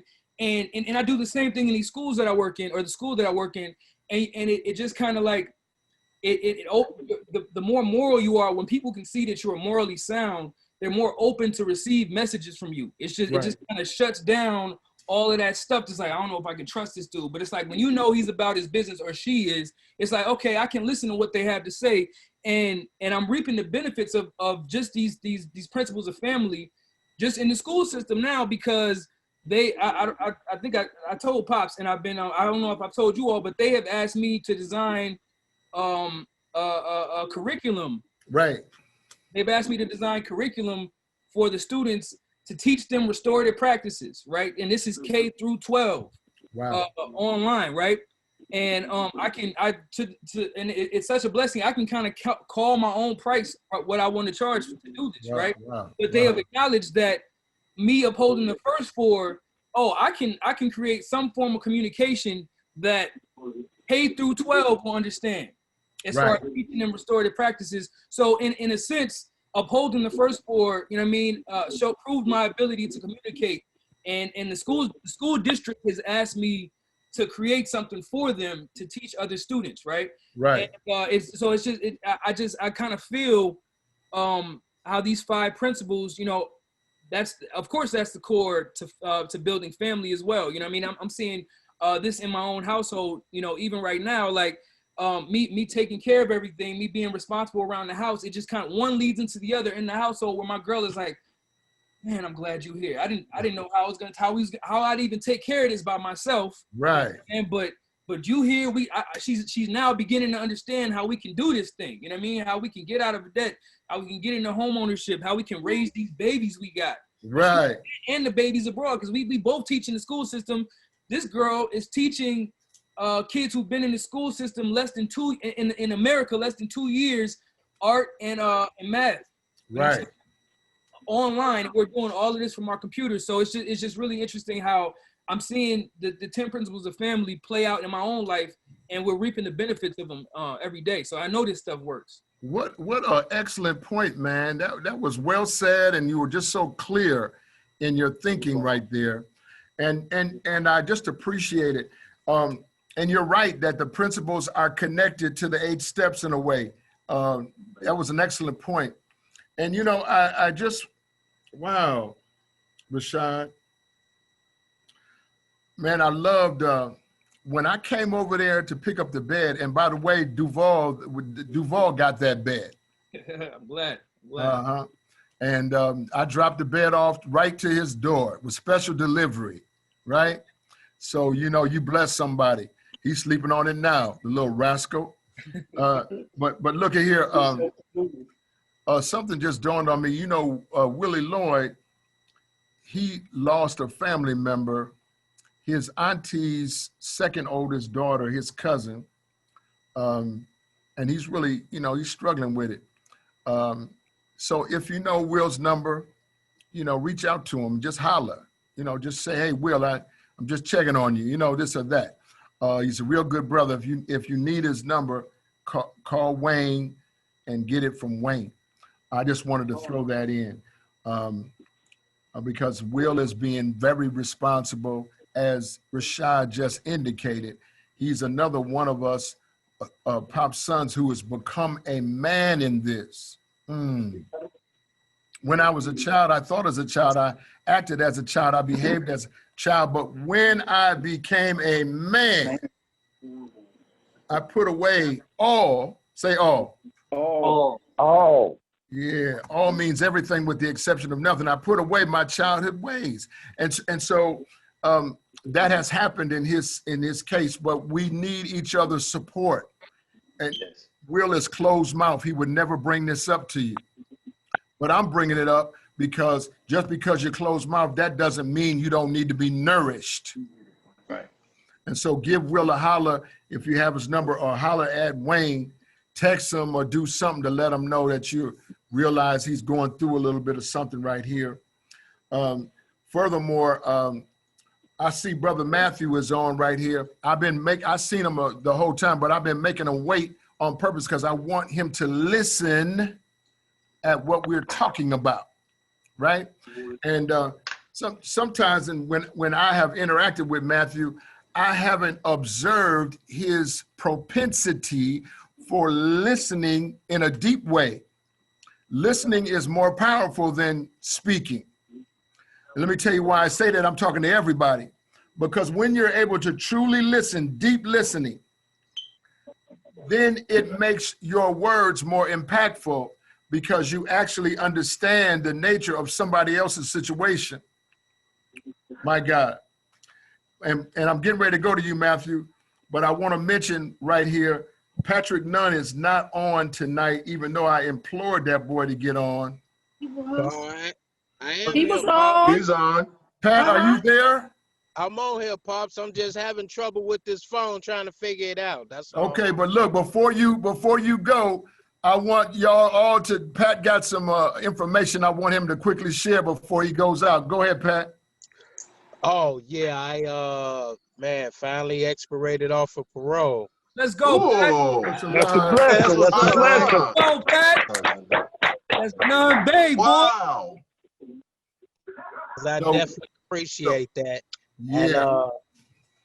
And, you know, it's really been a trying and difficult time, but I'm going to be honest, for myself, I needed it. because it's structure and discipline. And so therefore, I can't be mad at them. I can only be mad at myself for making the decisions I made. But I came out on top. So nice. Okay. Give him some more love right there. Yeah. Yeah, I've been messing with Congratulations, Patrick. This Calvin. well, thank you, brother. What's up, Calvin? All right, I'm blessed, man. That's right. Hold up, Cal. Hold up now, because I want to squeeze Matthew in here. Matthew, now you've been listening a while. What you got?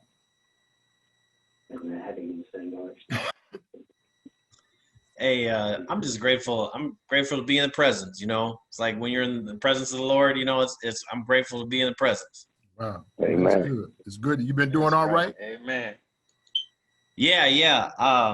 I finally. This is like the first free Tuesday I've had since September. Since that meeting I was at in May. Right.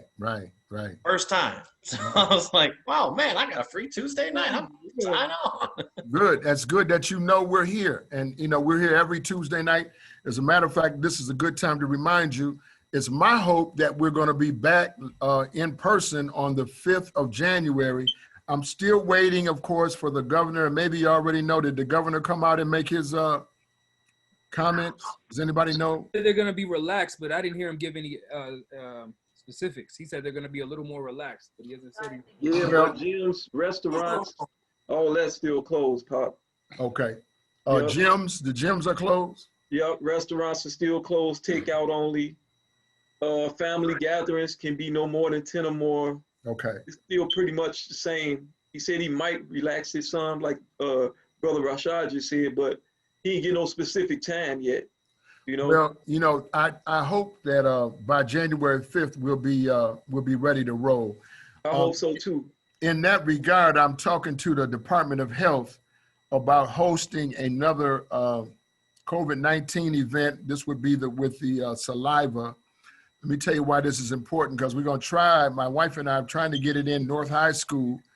Then we want all pop guys to come and get tested so that by January 5th, we are able to know without a doubt our population is COVID free. Let me tell you why that's so important. We reached out when we did our first event, y'all remember, we reached out to Midwest Challenge, Teen Challenge, Freedom Works, and every other, Eden House, 180. 180 came through with their guys. But, you know, we were met with resistance by the rest of those organizations that I just got through naming.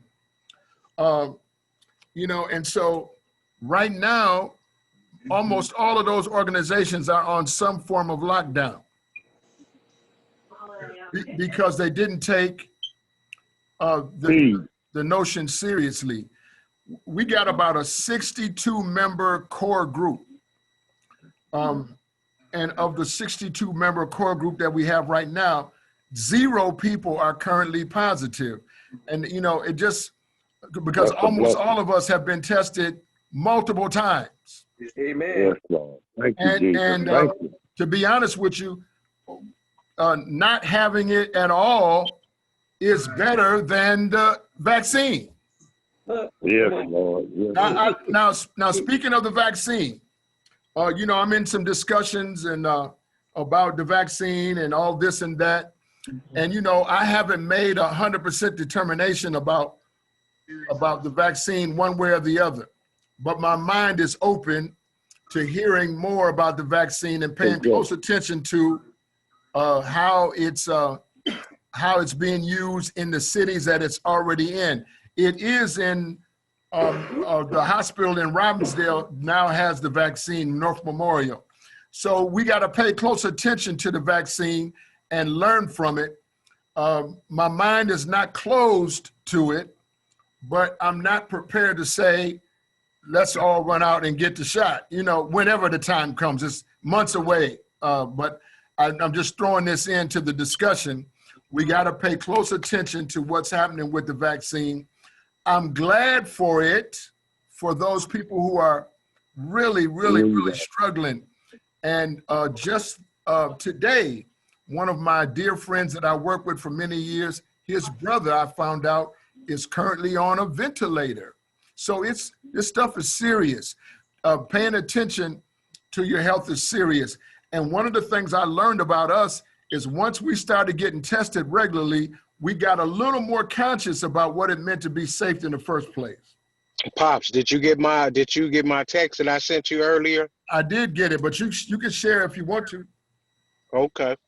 Well, back on I think it was November 30th. I went to the emergency room because, you know what I'm saying, I wanted to, get a COVID test, and the person had let me know that, they had it too. So when I went and checked, they told me it was positive. I was like, oh, okay. Now, I didn't have no side effects. I didn't get sick or anything. Thank God. Right. And so I was like, okay, well, is there anything I should be trying to take? Is there anything I should be, doing? They was just talking about the quarantining and wearing a mask at home, Right. know. So I mean, I like I said, thank God I didn't have any other signs or symptoms, not even a fever. Right. So nothing but God. And so on the 9th, I went back because those was the days and that she told me that I would have completed my quarantine. Well, I went back to the emergency room to try to get another follow-up test. And they said it's not just them making that decision. It's the whoever does the testing, however they set up those parameters. But they said they don't give you another test that quickly because by you already had got it, it was like it would still possibly show up as positive. It was like even though you don't have any signs or symptoms, but they was and this was because I told them, I let them know, I said, well, I got a stent in my heart, and I'm also a diabetic. Right. And plus I had a heart attack 2 years ago. So I was telling them what I needed to tell them to get in there to try to get this test. Right. And so they had the physician's assistant to come in there, because I was like, yeah, I want to speak to the doctor. I want to see if I can get the test. Right. But he checked me out and everything, and he was like, well, we just can't administer you a test because if it reads a false positive, then you're stuck in this, you know what I'm saying, of what to do because you got the result, you know what I'm saying, from the hospital. So I was like, okay, I get it. I see how you guys are doing this. I said, it's kind of a crazy, situation to make based on that, but it is what it is. But now, Pat, just so you know, man, we're connected, so we could get you tested anytime. You don't have to go through, the emergency room or anything like that. We can get you the saliva test, and it don't make any difference about whether you just had it or not. So all you would have had to do was call Wayne or Tierre, and we could direct you to the testing locations that we're working with right in Brooklyn Center. There's a huge testing location with just saliva, and the one downtown. Those have been helpful to us. And now we're trying to put together one that will be saliva only, that will be in North High School or in this church up here on James that we're actually interested in purchasing. So we're gonna try to have everybody, all pop guys, all hands on deck to be tested for before we come back in January. We'll let you know more about that. Anybody who needs to be tested though, all you gotta do is call Wayne or Tierre, and we can get you tested, with the quickness. You don't have to wait. But let me tell you this. What I'm gonna do then. Let me tell you this real quick. I gave you the first 5 principles of solid family life. These are things that did not exist in my life but they do exist in my family's life now because I've chosen to break the curse. Somebody say break the curse. Break the curse. It's your responsibility to break the curse. And I'm on number 6. I'm gonna go to number 6 now if you're taking notes. Number 6 is that you should learn values from your own family, correct and proper values. Now I just want to share real quick. Now my younger 5 children that are, see, 1, 2, 3 of them are still in the home, right? My younger 5 children who have had this guy as their dad the whole time, those children have a value system about right and wrong, about faith, about school, about their parents, about worship, about praise. I mean, they have a value system that my older 5 children don't have. Now, some of them have gotten it, and quite to be honest with you, my older 5 children, they won't say this, but they're a little bit jealous of my younger 5. Because you know, they said, well, how come you didn't do this then, man? And and my answer to them is this: I can't go back and change what I didn't do in time, but I can do something for you right now or with you right now.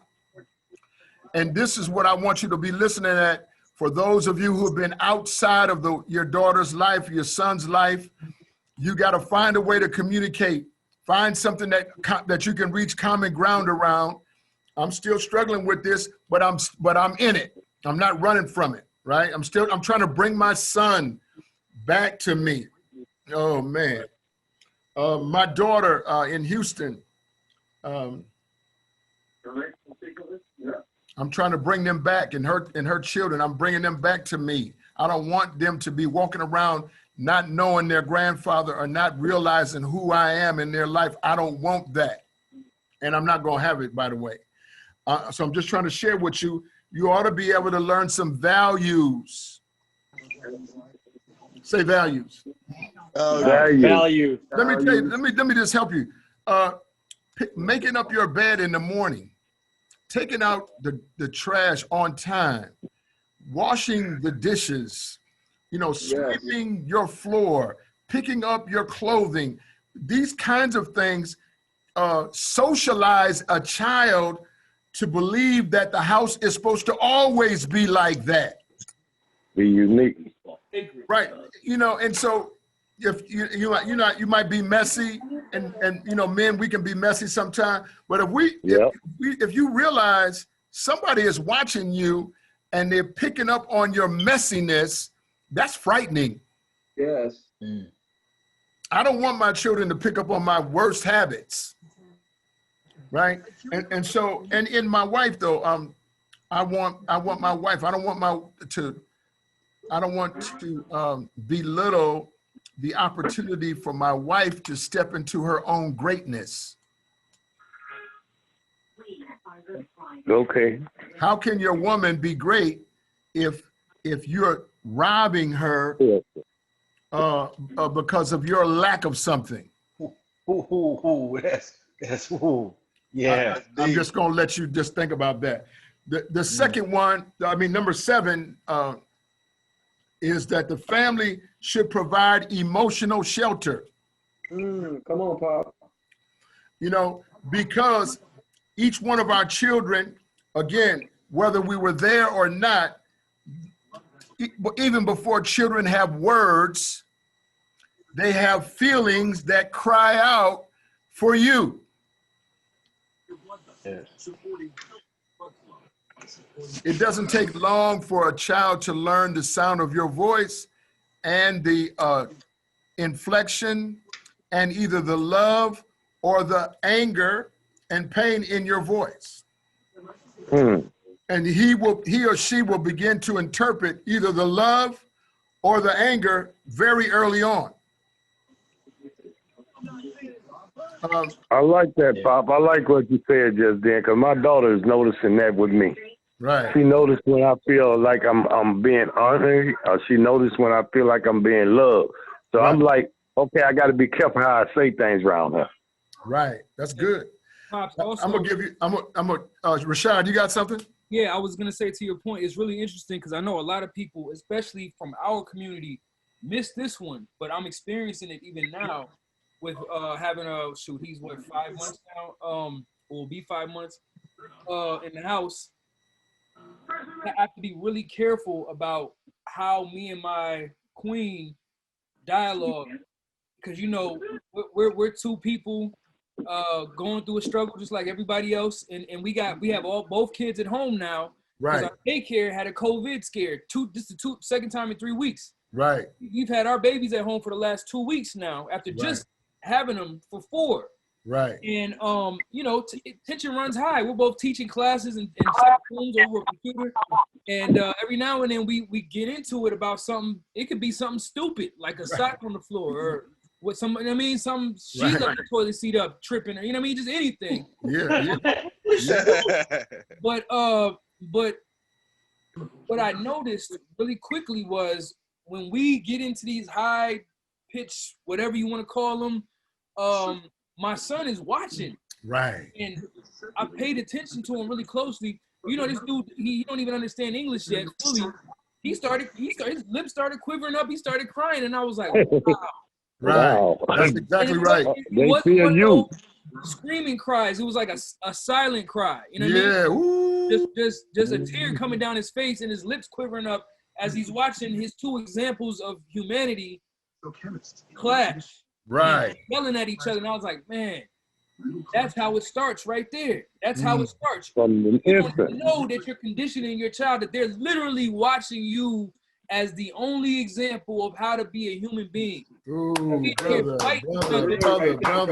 brother. Oh, that's good. In front of them. Let me give you some. How many of our people in our community have missed that?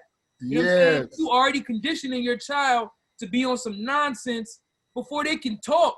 You know what I'm saying? Yeah. Or they can articulate thought. They already mad about something, or they know how to be angry about something. You know what I mean? But so I've been making it a point now, even when I can't stand this girl, I grab her up and kiss her in front of my kids, though. You know what I'm saying? Like I love on her in front of my kids, and I know I'm showing my daughter as well. This is what a dude is gonna treat you like. Period. Right. That's good. That's good.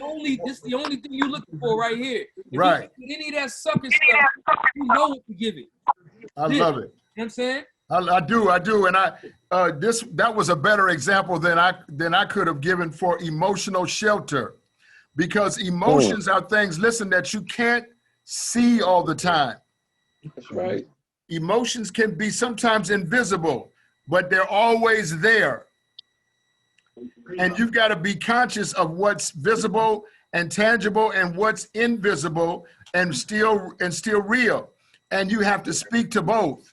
And so I appreciate what you just got through sharing there. That was an excellent example. And so it leads into number 8.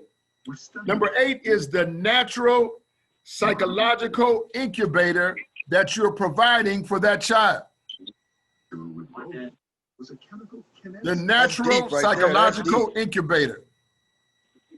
You see what I mean? So we're dealing with the child's psychotic nature right from jump. And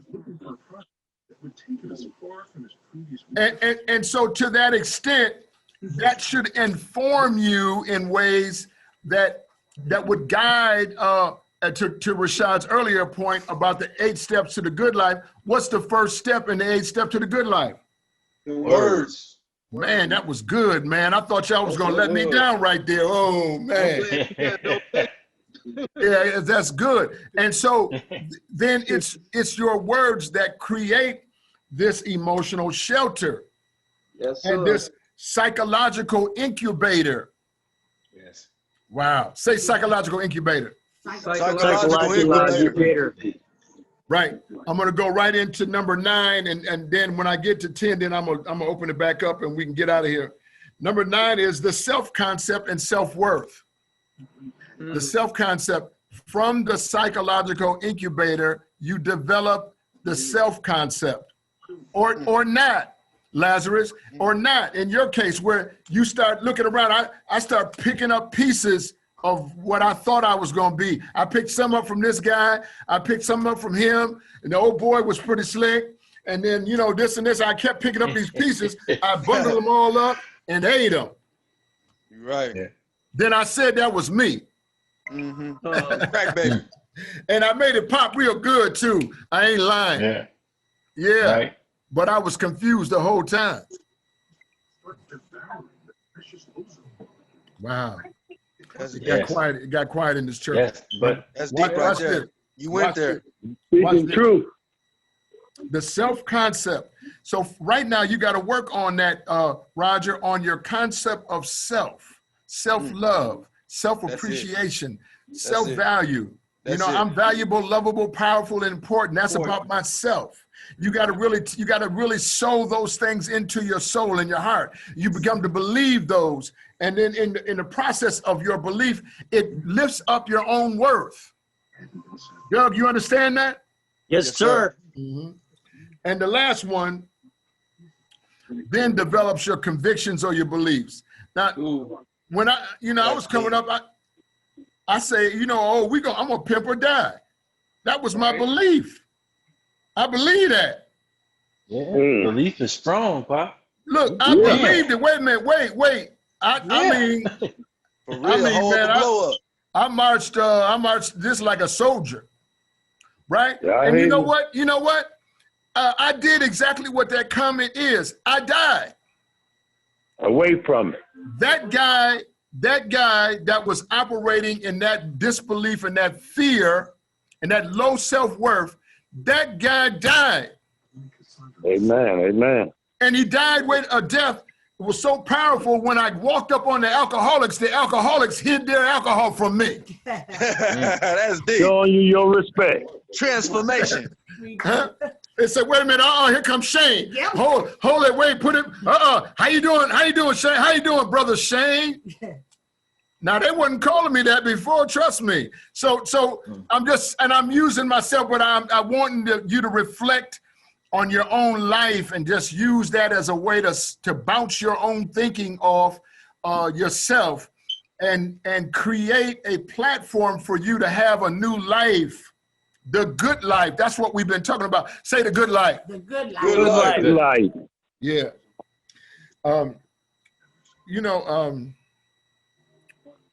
So I'm gonna stop right there. I could go for it, but I want anybody who has comments or thoughts, I want you to just go ahead and feel free to share them on tonight. Yeah. And I want to remind you before you do this on Thursday, Thursday, the 17th. Are y'all still there? Yeah. Yes.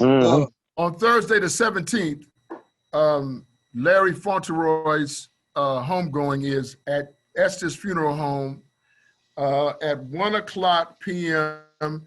And then the viewing is at 1, and then they're gonna have the funeral at 2.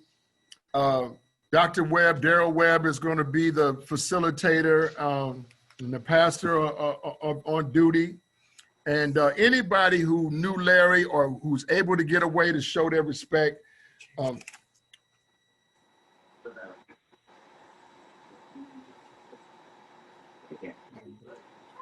Cut out again. So it looks like 1:15 to 2:15 is the viewing. And then they're gonna have individuals who want to make comments about Larry who knew him. So if you do this, man, and you got a chance to know him while you were locked up and incarcerated, come on out and support him. And the reason why I tell you this is because if it was you would want just think about project somehow, and then in this COVID environment, so many people are dying alone. Yes. And to be honest with you, it's a scary proposition. And so, Larry, if you knew him, come out to support him on Thursday, right over there on Estes, at Estes on the corner of Plymouth Avenue and Penn. And so, having said that, I want to just open it back up now. We've talked about the 10 principles of a solid solid family, 10 principles. And any of those principles that you might want to talk about, or anything that you got, any comments you want to make about them, let's everybody take 1 minute or something like that and just share. Whoever wants to start, just go ahead. I'd like to say something. Go ahead. Hey, Brother Shane, before you go to that, did you bring about this thing about the tombstone, about the stone, the headstone? Oh, no. Thank you, Donald. I think we're trying to raise some dollars to help with the family get a headstone, a tombstone for Larry. And so those of you who knew him, we need you to just pop in $50. And we're going to try to raise 500. I'm going to pop in 100. I didn't know Larry, but his sister is a dear friend to me. So I'm putting in, but anybody who has that, contact Wayne. We want to raise that money as soon as possible. Give from your heart. I don't care if it's only $20 or give what you can, $10. That's good too. Make sure you can give something because if it was you, we would be doing it for you too. For you too. That's right. That's real. That's right. And get that money right away to Wayne whenever you get off work or something like this here, so that we can go on and help the family do this thing. All right. Yep. All right. So I'm opening it up. Somebody jump in. Hey, I just wanted to say, Rashad and Macklemore, man, the kids, man. I remember when they didn't have no kids, Shane. Yeah, right. They looked like good fathers, man. Yeah. I had to speak on the little ones, man. It's awesome, man. It shows growth and everything, man. I just remember when they came out of prison into the room, because I was already sitting in there. So I remember. Right. It's awesome to see. Another thing, I want to say hey to Patrick Nunn, because remember when you assigned Patrick Nunn to me, Shane? Right. That's my guy. Real quick, this is what I want to say. I got to say this. I never realized how buying a house is such a big deal until I heard other pop guys buying. Right. Now I see. And now that I'm a homeowner, it wasn't, okay, I bought a home, it's all cool, yeah. But it really seems like a big deal now because I see somebody else doing it, and I'm going, wow, I did that. Right. You know, and it was a big deal all the time. Yeah, it's huge. But it's huge. That's tremendous. That changed your whole outlook, to change your whole life. On me buying a house. You know what I mean? It's like, that's huge, man. Right. And it's growth. It's huge. Yeah. That's a great comment. And your comments to Richard and Rashad, those are excellent comments, man. Thank you. Somebody else jump in. Yeah, as far as the incubator comment, like I'm through that, I'm aware of how, as a kid, it's like I carried the addiction of my parents and became that. Right. It's like I had a very low self-sense of worth. That's what I noticed from that. Like now I'm able to, like you talked last week about rediscovering and basically finding yourself. Right. Yeah. Laz, those are good, strong points for you to be able to see and articulate for yourself. And let me tell you why I say that. When you begin to speak them out loud, it raises your own conscious level. So then when temptation comes along, and it always does, your heightened conscious level has a muscle strong enough to fight temptation off, where in the past it didn't have that. Yeah. Because you hadn't risen to the point that was above the level of temptation. That's real. Mm-hmm. That's that restraint. Yeah. Somebody else jump in. Thank you, Laz. Yes, sir. He discovered physics and became enchanted by it. Hello? Calvin, what you saying? I'm sitting here. I'm waiting on them to get in. I'm just sitting here right now. Well, get in. You're in. It's your turn. Okay. Well, for me, man, I'm learning right now just by listening the values of life, and especially with Richard McLemore, like my man say, for them to bring them kids into this world, and then they're growing themselves because what I see them doing, man, is positive. Right. And I like that. Yeah. Especially with a man with the school with the kids. I like that because I would want to be able to give back to the kids myself personally. I would like to do something like that. So for me, man, I'm just sitting here, and for all the things you guys doing, man, it's only encouraging me that I can get better where I'm at. You know, right. I struggle, but you know, as long as you listen and learn, you can do something different. Come on. I'm just sitting here, man, and I'm soaking up a lot of this stuff because I want to give something back to these people down here in Mississippi, man. Right. I want to be able to grow. At least first, I got to grow myself so they can see, oh, this is not the guy that we used to see 15 or 20 years ago. This man became a man of a man. Good. So I want to give that back because I came here, man. I did some crazy stuff, but now I know I got a better life. I'm around some better people, and that's why I get on this line because I catch information I can use out of you brothers, man, and it's growing me. You know, that's a good point. And, you know, Wayne, I want you to make a note of for us to call Herbert down in Louisiana. We haven't heard from Herbert. He hasn't responded to nothing yet. Huh? He hasn't responded to me trying to get him. Okay, but we're gonna reach out to him and yeah, because I was worried about him with that storm down and all the stuff that took place down there. Yeah, we'll put an APB out there and see what we can get. Somebody else jump in. Hey, Pops. Yeah. I remember you taught this when I was at Faribault. You said it's 3 things you need to get free, stay free, and enjoy the good life. And I was missing all 3 at the time. First was my level of competence, right? I was running around pretending to be something that I wasn't. So my competence level, I was coming up short because I was highly intelligent, but instead to fit in, I played the dummy. Right. I played the dog and kept chasing myself. Right. You know, the other thing I needed was that sense of belonging. I was running with gangs and all that stupidity, doing crazy stuff to try to get people to like me when they really didn't like me. It was Hey, Roger. Shot me in my back. Man, you know Roger, hold on 1 second. I got Herbert on the phone right now. Herbert, let me put you on speaker. Are you on speaker? Yeah. Herbert, everybody can hear you. Go ahead. All right, how's everybody there? Hey, Herbert. Hey, Herbert. Hey, Herb. Hey, Herb, it's Cal. It's Donald Amos. What's up, my brother? Donald Amos. Hey, look, Herbert, we was up here talking, and Donald said he worried because a storm had hit down there. He was wondering, was you all right? And I told Wayne to get on the phone and call you because we hadn't heard from you, man. You doing all right? Oh, yeah, it's been a lot of rain last 2 days, but we've been doing good. Good, That's man. good to hear your voice. After that down I-20, so it had the traffic got slowed up, but everything went all right after that and got in a little late, you know. Yeah. The whole day went good. I was working at the Drake Apartments over there in Bossier City right now.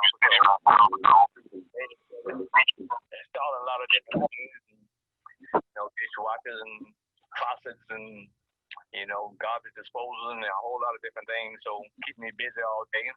Yeah. So all day went good, but late on this afternoon it started to rain again. So it's been like almost about 3-4 days of rain here lately. Wow. Yeah, the ground's been real soft, but it's been good. We had some good weather last week. Oh, it was so nice. Yeah, just wearing the t-shirt there last week, you know. Right. So everything's been good. Hey, listen, man. You know what? It's so good to hear your voice, brother. I mean, yeah. I've been trying to get a contact with you there now, you know. Hey, man, we just want to say we love you. And, man, it feels good, Herbert, to hear you, to know that you're working, you're doing good, man, and you becoming your true self. I'm gonna give you back to Wayne right now so I can close this out. But, man, we got nothing up for you. Man. Make sure you call me. Donald, you there? Yeah, tell him to call me, too. Make sure he call me, too. All right. Can y'all hear me? Yes, sir. Yeah. Okay, good. I just want a couple more people now to jump in a little bit on this discussion tonight. Just go ahead, jump in. Hey, Pops. Yeah. Real quick, and Roger, before I cut in, did you want to finish what you were saying? Yeah, go ahead, Raj. Oh, yeah. The first part I was saying I was incompetent because I was searching for competence, but I was playing a role, so I couldn't find it. The second part, I was looking for that sense of belonging. I was running with the wrong crowd. Now I'm a pop guy. I know where I belong. And the third one, Pops just keyed in on, and this is the most important. Now I have a different value in life. So now I'm establishing my self-worth, which is the most important one. You get what I'm saying? I got some things I'm working on. I ain't gonna share it right now because they in the works, but it's a praise report coming soon. And with that, I open the floor to everybody else. Oh man, that's so good. Give him some love. Give him some love. That's good. That's good. Yeah, I'm proud of you, boy. Keep doing what you're doing. Somebody else jump in. Y'all inspire me. It's y'all. Y'all inspire me. You know, so love you. Love you. Jump on in, somebody. Pops, I wanted to say this one piece because it was and then I'm gonna probably leave it alone because he's falling asleep and I gotta be quiet. But one thing that I kind of took for granted in the 8 steps to the good life. The second one, decisions. You know what I'm saying? And I as I've gotten older and I would like to be more responsible. I've been able to really see how much making good decisions influences everything that happens to you. You know what I'm saying? And sometimes it happens in ways that you don't even know. But just when I heard somebody saying, you know, keeping a clean house, just waking up and making your bed, you know what I'm saying, sets the intention that you're gonna be accomplishing goals today. You know what I'm saying? Like, and so the power of making good decisions, man, is like the only thing that has been able to take me, an ex-con, and place me in the school district. You know what I'm saying? It's like literally just when I can go down a string of good decisions that I made that day. You know what I'm saying? Like, what good decisions do you make every day that are going to change your circumstance? If you can answer that question every day and you don't have to sit there and think about it, you're going to be all right. It might not be today or tomorrow. Keep making good decisions, just watch what happens. And it's literally that simple. People get caught up on wondering why nothing keeps happening. I'm just sitting here and nothing's falling in my lap. It's like you got to start making good decisions. Amen. That's how you turn I like that. around, man. Yes. And one good decision at a time could change your life for the better.